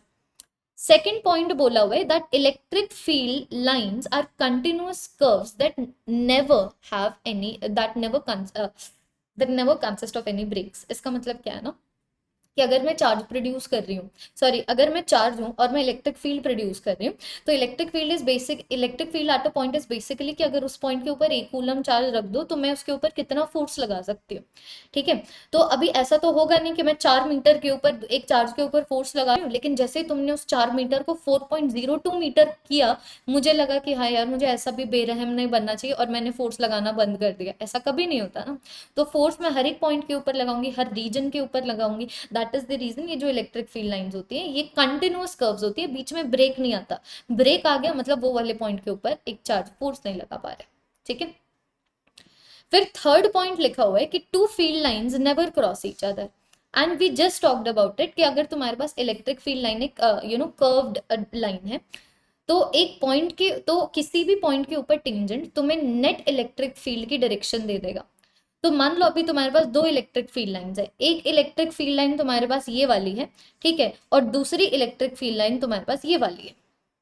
तो अभी जो तुम्हारी रेड वाली इलेक्ट्रिक फील्ड लाइन है वो बोलती है कि इस पॉइंट के ऊपर नेट इलेक्ट्रिक फील्ड इस डायरेक्शन में, लेकिन ब्लू वाली इलेक्ट्रिक फील्ड लाइन बोलती है कि नहीं, इस पॉइंट के ऊपर नेट इलेक्ट्रिक फील्ड इस डायरेक्शन में। एक पॉइंट के ऊपर दो डायरेक्शन में नेट इलेक्ट्रिक फील्ड नहीं हो सकती, विच टेल्स यू कि दो इलेक्ट्रिक फील्ड लाइंस कभी भी एक दूसरे को क्रॉस नहीं करेगी। फिर बाद में आ जाता है कि electric field lines do not form any closed loop. इसका मतलब क्या है? इसका मतलब ये कि electric field lines are unidirectional in nature, कि इलेक्ट्रिक फील्ड लाइन हमेशा पॉजिटिव से निकलेंगी और हमेशा नेगेटिव तक जाएंगी। So the direction is always going to be specified. It is always from positive to the negative, है ना। इसलिए यूनिडायरेक्शनल है तो ये कभी भी कर्व नहीं बनाती है, क्योंकि सॉरी कभी भी क्लोज्ड लूप नहीं बनाती, क्योंकि क्लोज्ड लूप में ऐसा होना चाहिए ना कि पहले ऐसे गया और फिर ऐसे आया, कि पहले electric field line negative positive से नेगेटिव तक हुई, फिर इलेक्ट्रिक फील्ड लाइन नेगेटिव से पॉजिटिव तक हुई, ऐसा कभी भी नहीं होता, ठीक है। फिर आगे बच्चों कंसेप्ट आ जाता है इलेक्ट्रिक फ्लक्स का, ठीक है। तो इलेक्ट्रिक फ्लक्स देखो, फ्लक्स का अगर मैं तुम्हें मतलब बताऊं ना तो फ्लक्स का मतलब होता है सिर्फ आना जाना, ठीक है। फ्लक्स का मतलब होता है आवाजावी, ठीक है। तो दिस एग्जाम्पल कि if I am in this room, I have a door which is connected this room to another room, and if I move from this room to other room, तो मेरा ये वाले रूम के with respect to outflux हुआ है और वो वाले रूम के विद रिस्पेक्ट टू इनफ्लक्स हुआ है, ठीक है। तो इलेक्ट्रिक फ्लक्स एक ऐसा ही मेजर है जिसकी हेल्प से आप ये बता सकते हो कि एक सरफेस को कितनी इलेक्ट्रिक फील्ड लाइंस कट करते हुए बॉडी के अंदर आ रही है, विच इज इलेक्ट्रिक इनफ्लक्स, और कितनी इलेक्ट्रिक फील्ड लाइंस बॉडी की सरफेस को कट करते हुए बाहर जा रही है, विच इज इलेक्ट्रिक आउटफ्लक्स। तो ये जो इलेक्ट्रिक फ्लक्स है it basically gives you an idea of the number of electric field lines crossing a unit area when placed normal to the electric field। कि मान लो if I'm talking about this surface area and this is the electric field, तो कितनी electric field lines इस surface को normally cut करके जा पा रही है, that is going to give me the idea of the electric flux. तो इसका फॉर्मूला आ जाता है E A cos of theta, जिसको E delta S cos theta भी मैं बोल सकती हूँ। तो ये कॉस थीटा मतलब यहाँ पर हम डॉट प्रोडक्ट ले रहे हैं। डॉट प्रोडक्ट क्यों ले रहे हैं? डॉट प्रोडक्ट इसलिए ले रहे हैं क्योंकि डॉट प्रोडक्ट का मतलब होता है मल्टीप्लीकेशन ऑफ पैरेलल वेक्टर्स। तो यहाँ पर जो एरिया वेक्टर है which is going to be perpendicular to the surface of the area, कि मान लो if this is my phone, ठीक है, this is the plane of my phone, देखो this is the plane of my phone, and इससे normal आ जाएगा इसका एरिया वेक्टर। तो area vector and the direction of the electric field must be in the same direction. for influx, or they should be making completely 180-degree angle for the outflux. So we are multiplying parallel vectors. That is the reason हम इसको dot product की form में लिख सकते हैं. तो अगर electric field तुम्हारे पास मतलब this is the direction of the surface area and if this is only the direction of the electric field, तब तो कोई दिक्कत ही नहीं है, दोनों को मल्टीप्लाई कर दो, इलेक्ट्रिक फ्लक्स आ जाएगा. लेकिन मान लो अभी अगर कोई एंगल है, इलेक्ट्रिक फील्ड और सरफेस एरिया में कोई एंगल है, तो अब आप इलेक्ट्रिक फील्ड का वो कंपोनेंट लेंगे जो सरफेस एरिया वेक्टर के अलोंग होगा. ठीक है, और उसको मल्टीप्लाई करेंगे, that is going to give you an electric flux. तो as you all can see कि सिर्फ सरफेस एरिया का मैग्नीट्यूड ही डिसाइड नहीं करेगा इलेक्ट्रिक फ्लक्स, लेकिन उसकी ओरिएंटेशन इलेक्ट्रिक फील्ड में कैसी है वो भी डिसाइडिंग फैक्टर होगी कि उस सरफेस के with respect to electric flux कितना है, विच इज सो जेन्युइन ना, because you please try to understand if this is the मतलब मान लो if this is the direction of the electric field. रुको आई विल शो यू. देखो, अरे बाप रे कुछ ज्यादा ही खुल गया. ठीक है, मानो if this is the direction of the electric field. ठीक है, this is the direction of the electric field. अभी अगर मेरा फोन ऐसे प्लेस्ड है ना, तो नोटिफिकेशन, एक मिनट, क्लियर ऑल का ऑप्शन ही नहीं है. चलो हाँ जी, अभी एक बार जरा सा देखिएगा. अगर इलेक्ट्रिक फील्ड ऐसे है और मेरी सरफेस एरिया ऐसे है, तो फ्लक्स मैक्सिमम है, बिल्कुल खूब फ्लक्स आ रहा है. अभी मैं इसको थोड़ा सा ऐसे रोटेट कर दूं, तो अब की बार इलेक्ट्रिक फील्ड का सिर्फ ये वाला कंपोनेंट देखो, इलेक्ट्रिक फील्ड मैं मतलब इलेक्ट्रिक फील्ड मैंने ऐसे रखी थी, अब की बार इलेक्ट्रिक फील्ड का सिर्फ ये वाला कंपोनेंट फ्लक्स में कंट्रीब्यूट करेगा. और जब मैं इलेक्ट्रिक फील्ड को ऐसे कर दूं, या फिर मान लो जब मैं एरिया को ऐसे कर दूं, तो ना हो the area vector is in this direction, the electric field is in this direction, making an angle of 90 degree with each other. तो अब की बार ये जो इलेक्ट्रिक फील्ड है वो मेरे सरफेस, वो मेरी यू नो छोटी होगी. अब की बार यहाँ पर ये वाले केस में when the area vector is making an angle of 90 degree with the electric field, ये वाले केस में इलेक्ट्रिक फील्ड लाइन बॉडी को कट ही नहीं कर पाएगी बिल्कुल भी, तो वो वाले केस में फ्लक्स की वैल्यू तुम्हारे पास 0 आ जाएगी. वही सारी चीज लिखी हुई है. आगे यूनिट्स ऑफ इलेक्ट्रिक फ्लक्स लिखा हुआ है, तो यूनिट ऑफ इलेक्ट्रिक फ्लक्स तुम्हारे पास क्या आ जाएगा, unit of the electric field which is newton per coulomb multiplied by the unit of the area which is metre square. ठीक है, तो बच्चों ये आ गया तुम्हारे पास फ्लक्स. आगे आ जाता है तुम्हारे पास इलेक्ट्रिक डाइपोल. अभी देखो इलेक्ट्रिक डाइपोल क्या होता है. Electric dipole we already discussed, it is specific configuration जहां पर इक्वल एंड ऑपोजिट चार्जेस होते हैं और उनके बीच में एक सर्टेन डिस्टेंस होता है, तो हम इसको इलेक्ट्रिक डाइपोल बोलते हैं. और इलेक्ट्रिक डाइपोल की प्रॉपर्टी को हम डाइपोल मोमेंट बोलते हैं. ये डाइपोल मोमेंट नेगेटिव से शुरू होकर पॉजिटिव तक जाती है. ठीक है, गॉट इट. अभी आगे तुम्हारे पास ये है कि मान लो if I talk about the total charge on the dipole, तो जो तुम्हारे पास total charge on the electric dipole है उसकी वैल्यू तुम्हारे पास 0 आ जाएगी. लेकिन इसका मतलब ये नहीं है कि जो इलेक्ट्रिक फील्ड डाइपोल की वजह से है वो 0 होगी, क्योंकि if I give you one example, देखो कि मानो तुम्हारे पास यहाँ पर एक चार्ज ऐसे पॉजिटिव क्यू, एक चार्ज ऐसे नेगेटिव क्यू, ये आ गया तुम्हारे पास electric dipole. this is going to give you this is going to give you the direction of the dipole moment. dipole moment के बारे में आगे बात करेंगे. this is the direction of the dipole moment starting from the negative charge to the positive charge. मान लो अभी मैं ये वाले पॉइंट के ऊपर तुमसे इलेक्ट्रिक फील्ड पूछूं, तो net charge on the dipole is 0, लेकिन इसकी वजह से इलेक्ट्रिक फील्ड ओ पॉइंट के ऊपर 0 नहीं होगी. इसकी वजह से जो इलेक्ट्रिक फील्ड आएगी वो आएगी इस डायरेक्शन में, इसकी वजह से जो इलेक्ट्रिक फील्ड आएगी वो भी आएगी इस डायरेक्शन में. तो ये दोनों इलेक्ट्रिक फील्ड क्या होंगी करेंगी, ये दोनों इलेक्ट्रिक फील्ड ऐड करके इस डायरेक्शन में तुम्हें नेट इलेक्ट्रिक फील्ड देगी. तो यही चीज यहाँ पर बोली हुई है कि just because the total charge on the electric dipole is 0, इसका मतलब ये नहीं कि इसकी वजह से जो फील्ड प्रोड्यूस होती है उसकी वैल्यू भी 0 होती है. ऑल्दो अगर बहुत ही ज्यादा बड़ा डिस्टेंस हो ना, तो वो वाले केस में तुम लोग मान सकते हो that the field produced due to the dipole is 0.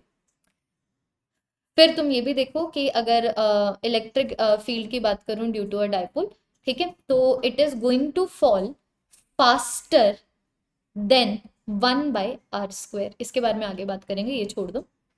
तो ये पूरी की पूरी डेरिवेशन है, हमें एनसीईआरटी हाईलाइट और कंसेप्ट के ऊपर ध्यान देना है. बिल्कुल ध्यान से देखना, अभी कुछ चीजें दिखाऊंगी.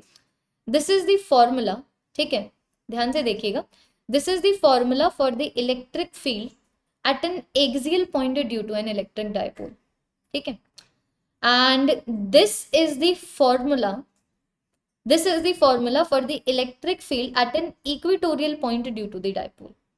अभी यहाँ पर दिलचस्प बात क्या है ना, कि यहाँ पर ये वाला वेक्टर और ये वाला vector, where p is the dipole moment, dipole moment होता है मैग्नीट्यूड ऑफ द चार्ज जो डायपोल बना रहा है multiplied by the length between them.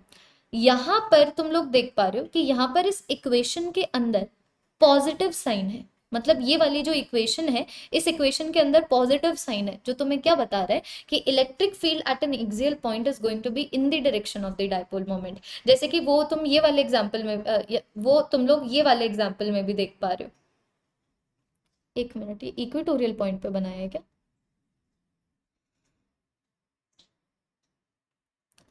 आंसू छे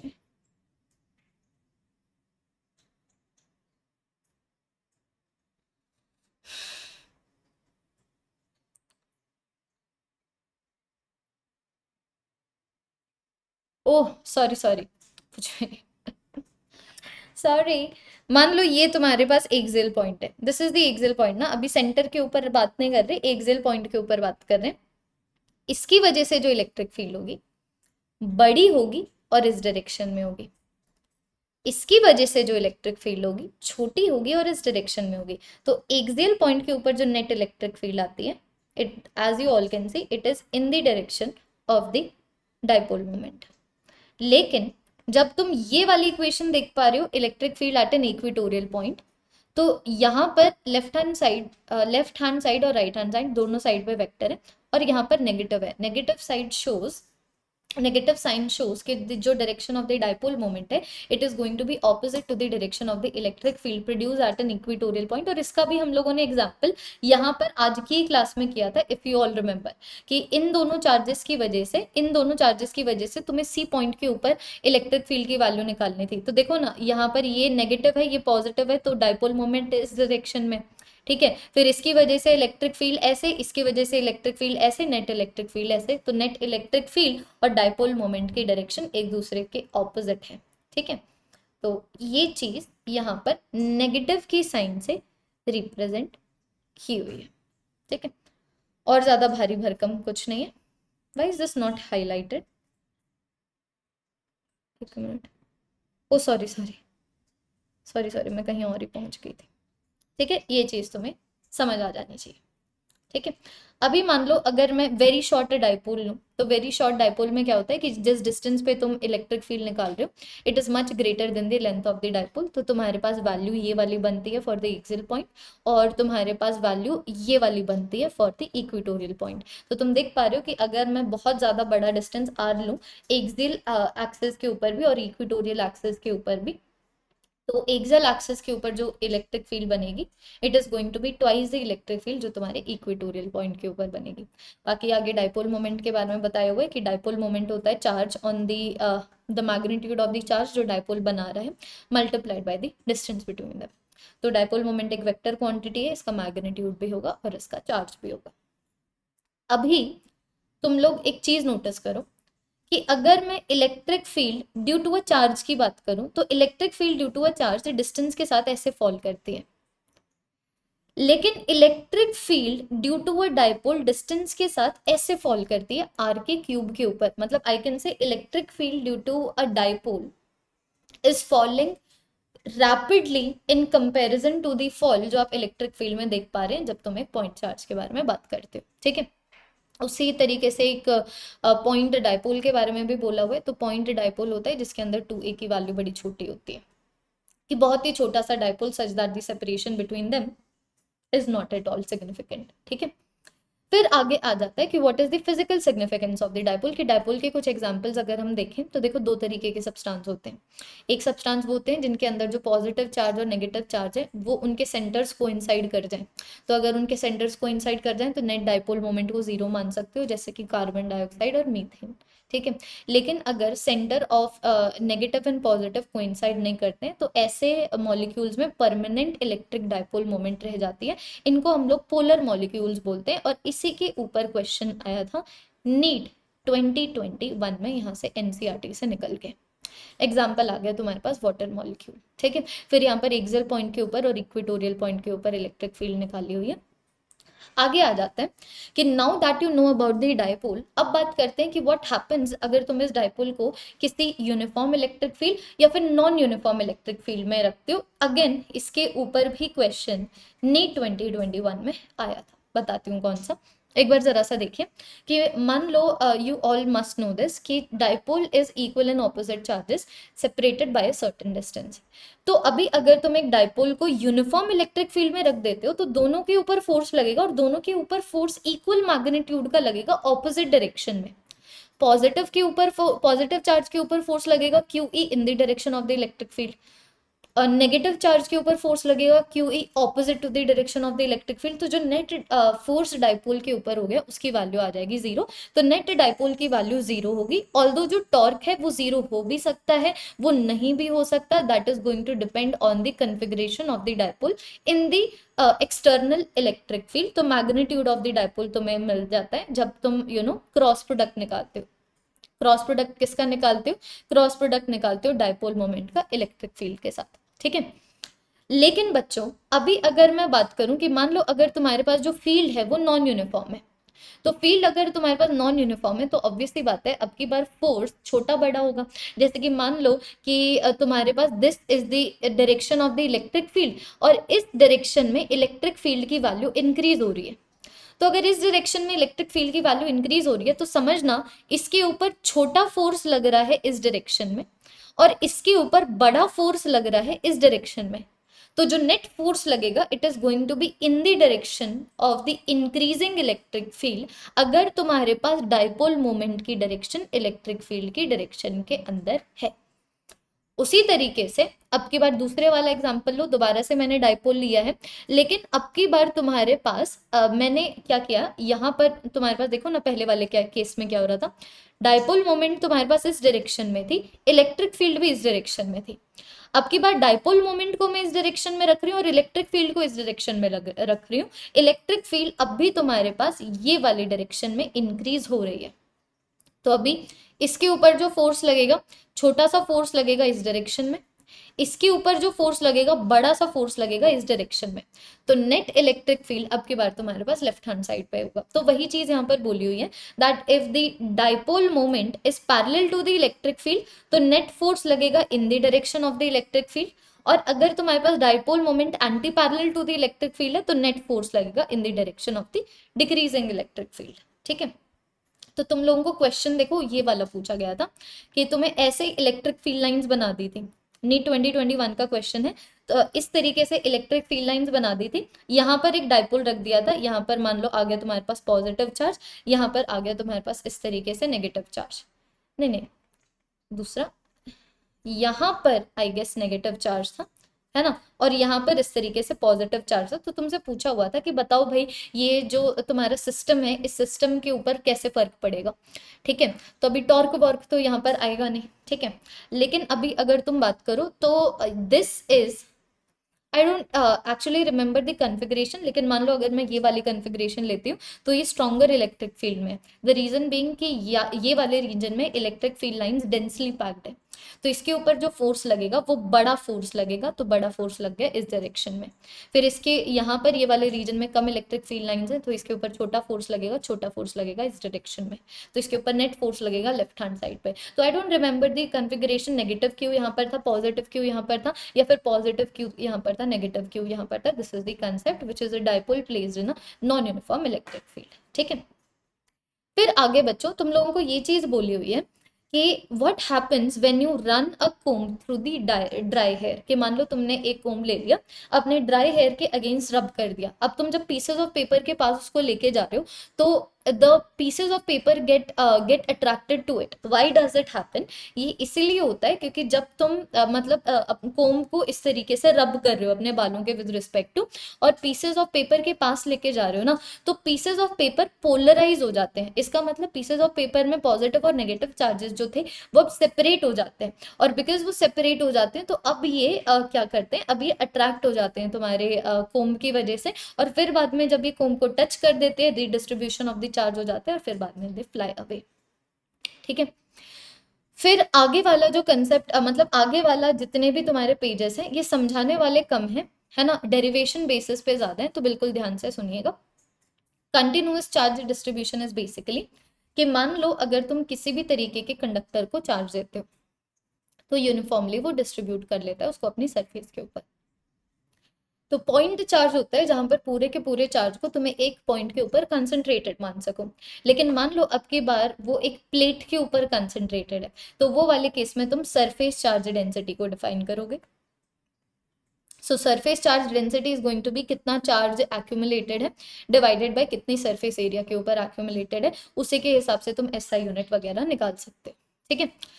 उसी तरीके से लीनियर चार्ज डेंसिटी होता है। लीनियर चार्ज डेंसिटी होता है जब तुम्हारा जो पूरा का पूरा चार्ज एक लाइन में डिस्ट्रीब्यूटेड होगा, जैसे कि वायर के ऊपर डिस्ट्रीब्यूटेड है, तो वहां पर लीनियर चार्ज डेंसिटी डिफाइन करोगे which is going to be equal to कितना चार्ज डिस्ट्रीब्यूटेड है डिवाइडेड बाय कितनी लेंथ के ऊपर।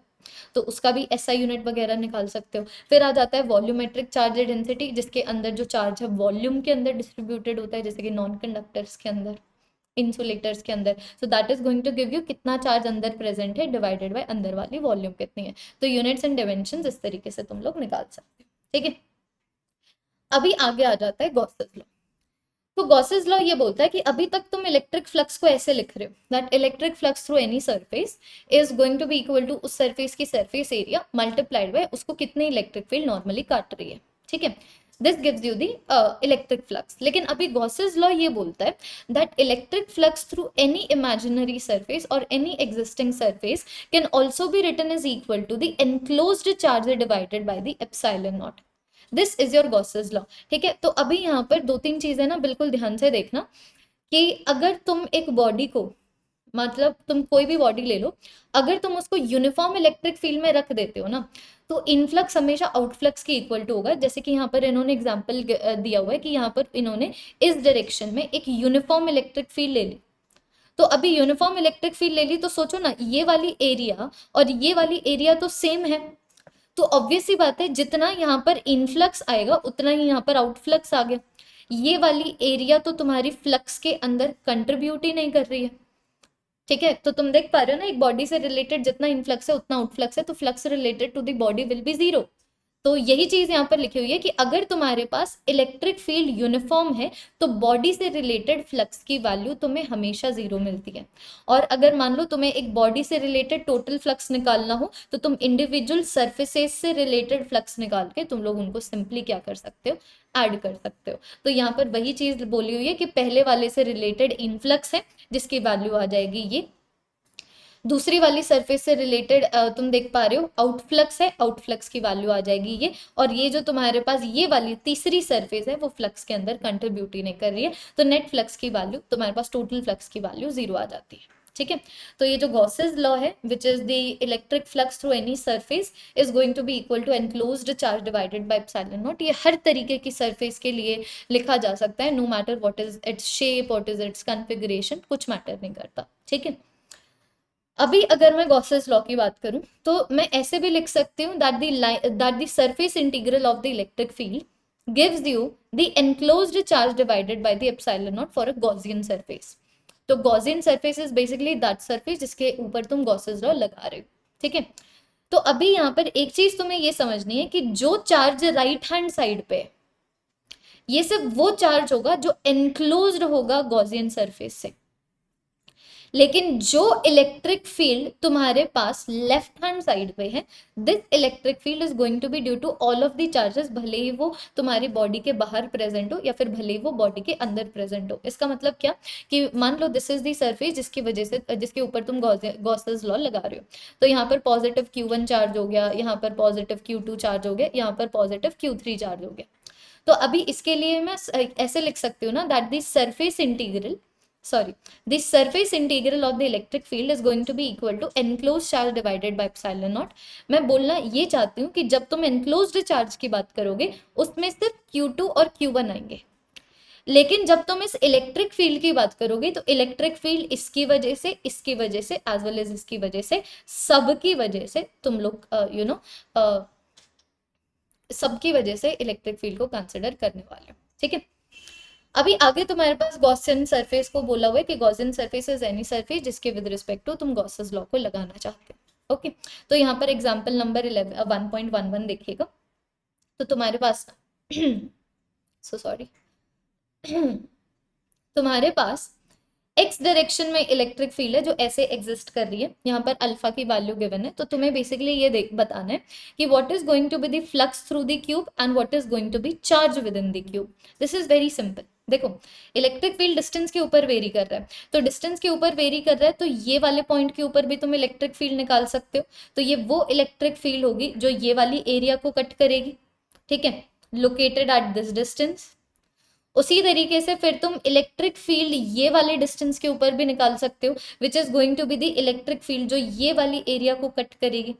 तो ऑब्वियस सी बात है, जो इलेक्ट्रिक फील्ड इसको कट करेगी वो इनफ्लक्स में कंट्रीब्यूट करेगी। इनफ्लक्स तुम्हारे पास नेगेटिव होता है, और ये वाली जो एरिया है वो तुम्हारे आउटफ्लक्स में कंट्रीब्यूट करेगी। आउटफ्लक्स की वैल्यू तुम्हारे पास पॉजिटिव होती है।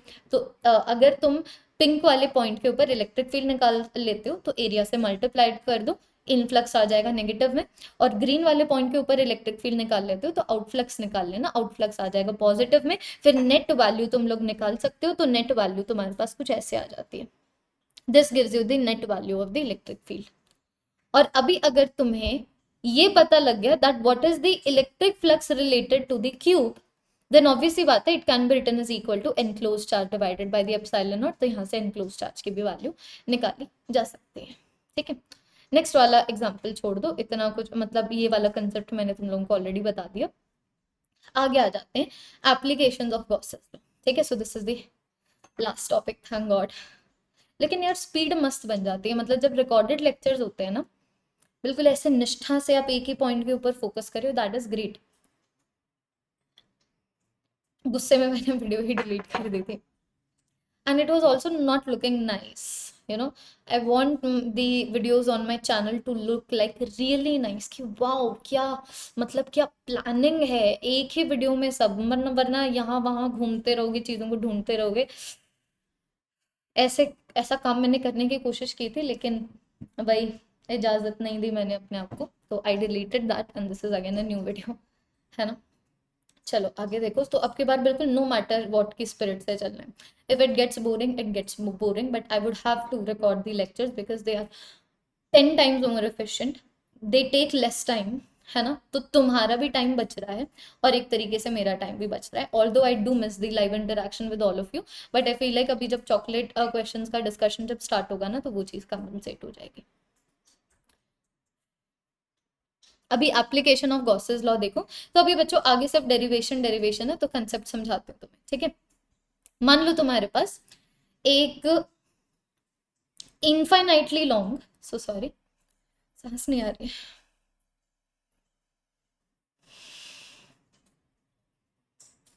मानो तुम्हें इनफाइनाइटली लॉन्ग स्ट्रेट वायर की वजह से तुम्हें फील्ड निकालनी है एट अ डिस्टेंस आर। तो ये इनफाइनाइटली लॉन्ग वायर है, स्ट्रेट वायर है, तो यहाँ पर जो चार्जेस है लाइन में डिस्ट्रीब्यूटेड होंगे, तो तुम इसके लीनियर चार्ज डेंसिटी को डिफाइन कर पाओगे। तो अगर तुम्हें इसकी वजह से इलेक्ट्रिक फील्ड आर डिस्टेंस के ऊपर निकालनी है, तो जो यहाँ पर आर डिस्टेंस के ऊपर इलेक्ट्रिक फील्ड, वही यहाँ पर भी आर डिस्टेंस के ऊपर भी इलेक्ट्रिक फील्ड, वही यहाँ पर आर डिस्टेंस के ऊपर वही इलेक्ट्रिक फील्ड, यहाँ पर आर डिस्टेंस के ऊपर। तो बेसिकली तुम यहाँ पर ना ऐसे गॉसियन सरफेस तुम अपने सिलेंडर की फॉर्म में ले सकते हो, सिलेंडर की फॉर्म में ले सकते हो, जहां पर ये वाली एरिया और ये वाली एरिया फ्लक्स में बिल्कुल भी कंट्रीब्यूट नहीं कर रही है। ये वाली एरिया फ्लक्स में कंट्रीब्यूट नहीं कर रही है, ये वाली एरिया भी इलेक्ट्रिक फ्लक्स में कंट्रीब्यूट नहीं कर रही है। क्यों? क्योंकि यहाँ पर जो इलेक्ट्रिक फील्ड लाइंस है ऐसे बाहर की डायरेक्शन में निकल रही है ना। ये देखो इलेक्ट्रिक फील्ड लाइंस ऐसे बाहर की डायरेक्शन में निकल रही है, तो ऑब्वियसली बात है जो सरफेस एरिया मैंने अभी हाईलाइट की है, they are not being cutted by these electric field lines. तो ये दोनों सरफेसेस इलेक्ट्रिक फ्लक्स में कंट्रीब्यूट नहीं करेगी। लेकिन ये वाली जो तुम्हारे पास सरफेस है, देखो अभी जिसको मैं डॉट के फॉर्म में बता रही हूँ, ये वाली जो तुम्हारे पास सरफेस है, जहां पर surface area is going to be equal to 2πr_l, ये कंट्रीब्यूट करेगी। तो अभी ये इनफाइनाइट वायर है, ठीक है। तो अभी इसकी वजह मतलब गॉसेस लॉ लगा दो कि flux through the Gaussian surface is electric field related to the Gaussian surface multiplied by surface area of the Gaussian surface. Now this is going to be equal to enclosed charge, which is the length of the cylinder, multiplied by the linear charge density divided by the epsilon not. तो electric field की value ये आ जाती है. तो electric field यहाँ पर distance के साथ ऐसे वेरी कर रही है. तो इलेक्ट्रिक फील्ड बाहर की डायरेक्शन में डायरेक्टेड होगी. अगर चार्ज पॉजिटिव है, चार्ज पॉजिटिव होगा, लेमडा पॉजिटिव होगा. और अगर लेमडा नेगेटिव है तो नेगेटिव चार्ज है, तो इलेक्ट्रिक फील्ड अंदर की डायरेक्शन में होगी. तो यहाँ पर हम एक अजम्पशन ले रहे हैं कि वायर इनफाइनाइटली लॉन्ग है. और ये बहुत ही ज़्यादा इंपॉर्टेंट है. बहुत ही ज़्यादा इंपॉर्टेंट क्यों है ना, क्योंकि अभी मैं यहाँ पर इलेक्ट्रिक फील्ड लाइन को कर्व्ड नहीं शो कर रही हूँ, मैं इलेक्ट्रिक फील्ड लाइन को सीधा शो कर पा रही हूँ. सीधा इसीलिए शो कर पा रही हूँ, द रीज़न बीइंग कि इनफाइनाइटली लॉन्ग है. तो होता ये है ना कि चार्जेस कॉर्नर्स के ऊपर और एजेस के ऊपर ज़्यादा डिस्ट्रीब्यूट हो जाते हैं. तो अगर ये फाइनाइटली लॉन्ग होते ना, तो इसके एजेस के ऊपर, ये जो दो एंड्स होते हैं, वहाँ पर ज़्यादा चार्ज एक्यूमुलेट होते, तो वहाँ पर ज़्यादा डेंस इलेक्ट्रिक फील्ड लाइंस होती, जिसकी वजह से ये जो अभी तुम स्ट्रेट इलेक्ट्रिक फील्ड लाइंस की फॉर्म में जो फिगर बना पा रहे हो, वो वाले केस में नहीं बना पाते. तो ये अजम्पशन इंपॉर्टेंट है कि तुम infinitely straight current carrying wire ले रहे हो. उसी तरीके से फील्ड अब तुम एक इनफाइनाइटली चार्ज्ड प्लेन शीट के ऊपर भी ले सकते हो, कि मान लो ये तुम्हारे पास प्लेन शीट है, इसकी वजह से तुम इलेक्ट्रिक फील्ड निकालना चाहते हो. तो ऑब्वियसली बात है, यहाँ पर जितने डिस्टेंस के ऊपर इलेक्ट्रिक फील्ड होगी, यहाँ पर उसी तरीके से इस डिस्टेंस के ऊपर भी इलेक्ट्रिक फील्ड होगी. तो इलेक्ट्रिक फील्ड बाहर की डायरेक्शन में निकल रही है, बाहर की डायरेक्शन में निकलेंगी तो अब की बार सिर्फ ये वाली एरिया कंट्रीब्यूट करेगी तुम्हारे फ्लक्स में. ये वाले केस में 2 पाई, ये वाले केस में ऊपर नीचे वाली एरिया कंट्रीब्यूट नहीं कर रही थी फ्लक्स में. यहाँ पर ये वाली एरियाज भरपूर कंट्रीब्यूट करेगी इलेक्ट्रिक फ्लक्स में. ठीक है, तो जो तुम्हारी एरियाज कंट्रीब्यूट कर रही है फ्लक्स में, it is 2 times of A. So electric flux can be written as equal to E multiplied by 2 times of A. Enclosed charge आ जाएगा area multiplied by the surface charge density. तो electric field की value तुम्हारे पास ये आ जाती है, which is independent of the distance. It is independent of R. के इस infinitely charged प्लेन शीट की वजह से तुम जो इलेक्ट्रिक फील्ड निकाल रहे हो, किस डिस्टेंस के ऊपर निकाल रहे हो, वो डिस्टेंस मैटर नहीं करता. ठीक है, यहाँ पर अगेन ये जो हम अजम्पशन ले रहे हैं कि प्लेन शीट तुम्हारे पास इनफाइनाइटली लॉन्ग है, दैट इज ऑल्सो इम्पॉर्टेंट. क्योंकि अगर हम फाइनाइटली लार्ज प्लेनर शीट लेंगे, तो वो वाले केस में अगेन एजेस के ऊपर चार्जेस ज़्यादा डिस्ट्रीब्यूट होगा, तो इलेक्ट्रिक फील्ड लाइंस की कन्फिग्रेशन तुम्हारी चेंज हो जाएगी. तो अभी जो तुम इलेक्ट्रिक फील्ड लाइंस को इस तरीके से सीधे सीधे यहाँ पर ऐसे शो कर पा रहे हो ना, कि इलेक्ट्रिक फील्ड लाइन अभी ऐसे निकल रही है, वो वाले केस में you would not have been able to do that. समझे? नेक्स्ट, अगर तुम्हारे पास एक यूनिफॉर्मली थिन चार्ज्ड शेल है, तो अगर आउटसाइड पॉइंट के ऊपर इलेक्ट्रिक फील्ड निकाल लो, कि मान लो यहाँ पर रेडियस आर है, तो कंडक्टर है, दैट इज द रीजन जो इलेक्ट्रिक फील्ड है, मतलब जो चार्जेस हैं वो बहुत अच्छे से सरफेस के ऊपर डिस्ट्रीब्यूटेड होंगे. तो इसका रेडियस आर ले लो, तो यहाँ पर चार्ज सरफेस के ऊपर डिस्ट्रीब्यूटेड है, तो यहाँ पर भी सरफेस चार्ज डेंसिटी लेंगे, और तुम्हें कैपिटल आर के डिस्टेंस के ऊपर, आउटसाइड पॉइंट के ऊपर इलेक्ट्रिक फील्ड निकालनी है. तो ऑब्वियसली बात है, आपकी बार गॉसियन सरफेस ये आ गई, surface area 4 pi small r square है, तो फ्लक्स हो जाएगा E multiplied by 4 pi small r square, which is equal to enclosed charge divided by epsilon not. Enclosed charge हो जाएगा तुम्हारे पास surface charge density multiplied by surface area of the shell, which is 4 pi capital r square. तो तुम्हारे पास electric field की value ये आ जाती है. अगर इनसाइड दी शेल की बात करूं, तो इनसाइड दी शेल में कोई एनक्लोज्ड चार्ज ही नहीं है, तो इनसाइड में अगर कोई एनक्लोज्ड चार्ज ही नहीं है, तो फ्लक्स डिफाइन ही नहीं कर सकते. फ्लक्स नहीं डिफाइन कर सकते, इसका मतलब electric field at the inside of the shell is going to be 0. And this sums up your entire chapter. अभी एक बार देख लो एग्जाम्पल नंबर 1.13 क्या बोल रहा है ना. एग्जाम्पल नंबर 1.13 ये बोल रहा है कि मान लो तुम्हारे पास एक एटम है, एटम के ऊपर इतना चार्ज है, ठीक है, एटम के ऊपर इतना चार्ज है, and it is surrounded by a uniform density of the negative charge up to a radius of capital R. ठीक है, अभी तुमसे ये पूछा हुआ है what is going to be the electric field at a distance of R from the nucleus. तो basically यहाँ पर ऐसा कुछ नहीं है, यहाँ पर सिर्फ ये बोला हुआ है कि आउटसाइड पॉइंट के ऊपर मान लो अगर तुम्हें इलेक्ट्रिक फील्ड निकालनी है ना, तो सारे के सारे चार्ज को सेंटर के ऊपर कंसंट्रेटेड मान लो. अगर तुम्हें इलेक्ट्रिक फील्ड सरफेस के ऊपर निकालनी है, तो दोबारा से सारे के सारे चार्ज को तुम लोग सेंटर के ऊपर कंसंट्रेटेड मान सकते हो. लेकिन अभी जब तुम्हें इनसाइड पॉइंट के ऊपर इलेक्ट्रिक फील्ड निकालनी है ना, कि मान लो ये तुम्हारे पास इस तरीके से स्फीयर है, यहाँ पर चार्ज पूरा का पूरा तुम्हारे पास वॉल्यूम में डिस्ट्रीब्यूटेड है. ठीक है, ये वाली रेडियस की वैल्यू आ गई कैपिटल आर, और इस तरीके से तुम स्मॉल आर के ऊपर इलेक्ट्रिक फील्ड निकालना चाहते हो, तो गॉसियन सरफेस बनी ये.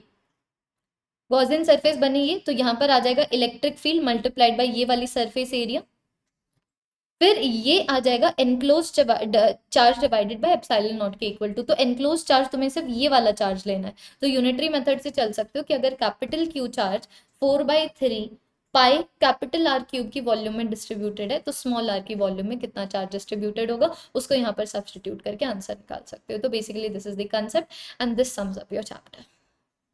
This sums up your chapter जो हुआ है 1 घंटे 40 मिनट में, विच इज 90 से ऊपर मिनट्स हो गए ना, 105 मिनट्स हो गए, बट सो वर्थ इट। देखो ना पूरा चैप्टर हमने निपटा दिया। तो ये कंप्लीट करो। Do like this video, leave your valuable feedbacks in the comment section. कल तुम्हारा इलेक्ट्रिक पोटेंशियल एंड कैपेसिटेंस को मैं पूरा कंप्लीट करा दूंगी। पीडीएफ तुम लोगों को मेरे टेलीग्राम चैनल के ऊपर मिल जाएगा, है ना। और आज रात को जो 9 बजे क्लास है उसमें जरूर आना, उसके अंदर हम exercise questions electric charges and fields के ऊपर डिस्कस करेंगे, ठीक है। Thank you so much everyone, tata bye bye, have a, चलो अब तो 6:30 बज गए, क्या ही बोलूँ, have a good day, but thank you so much for watching this, bye bye.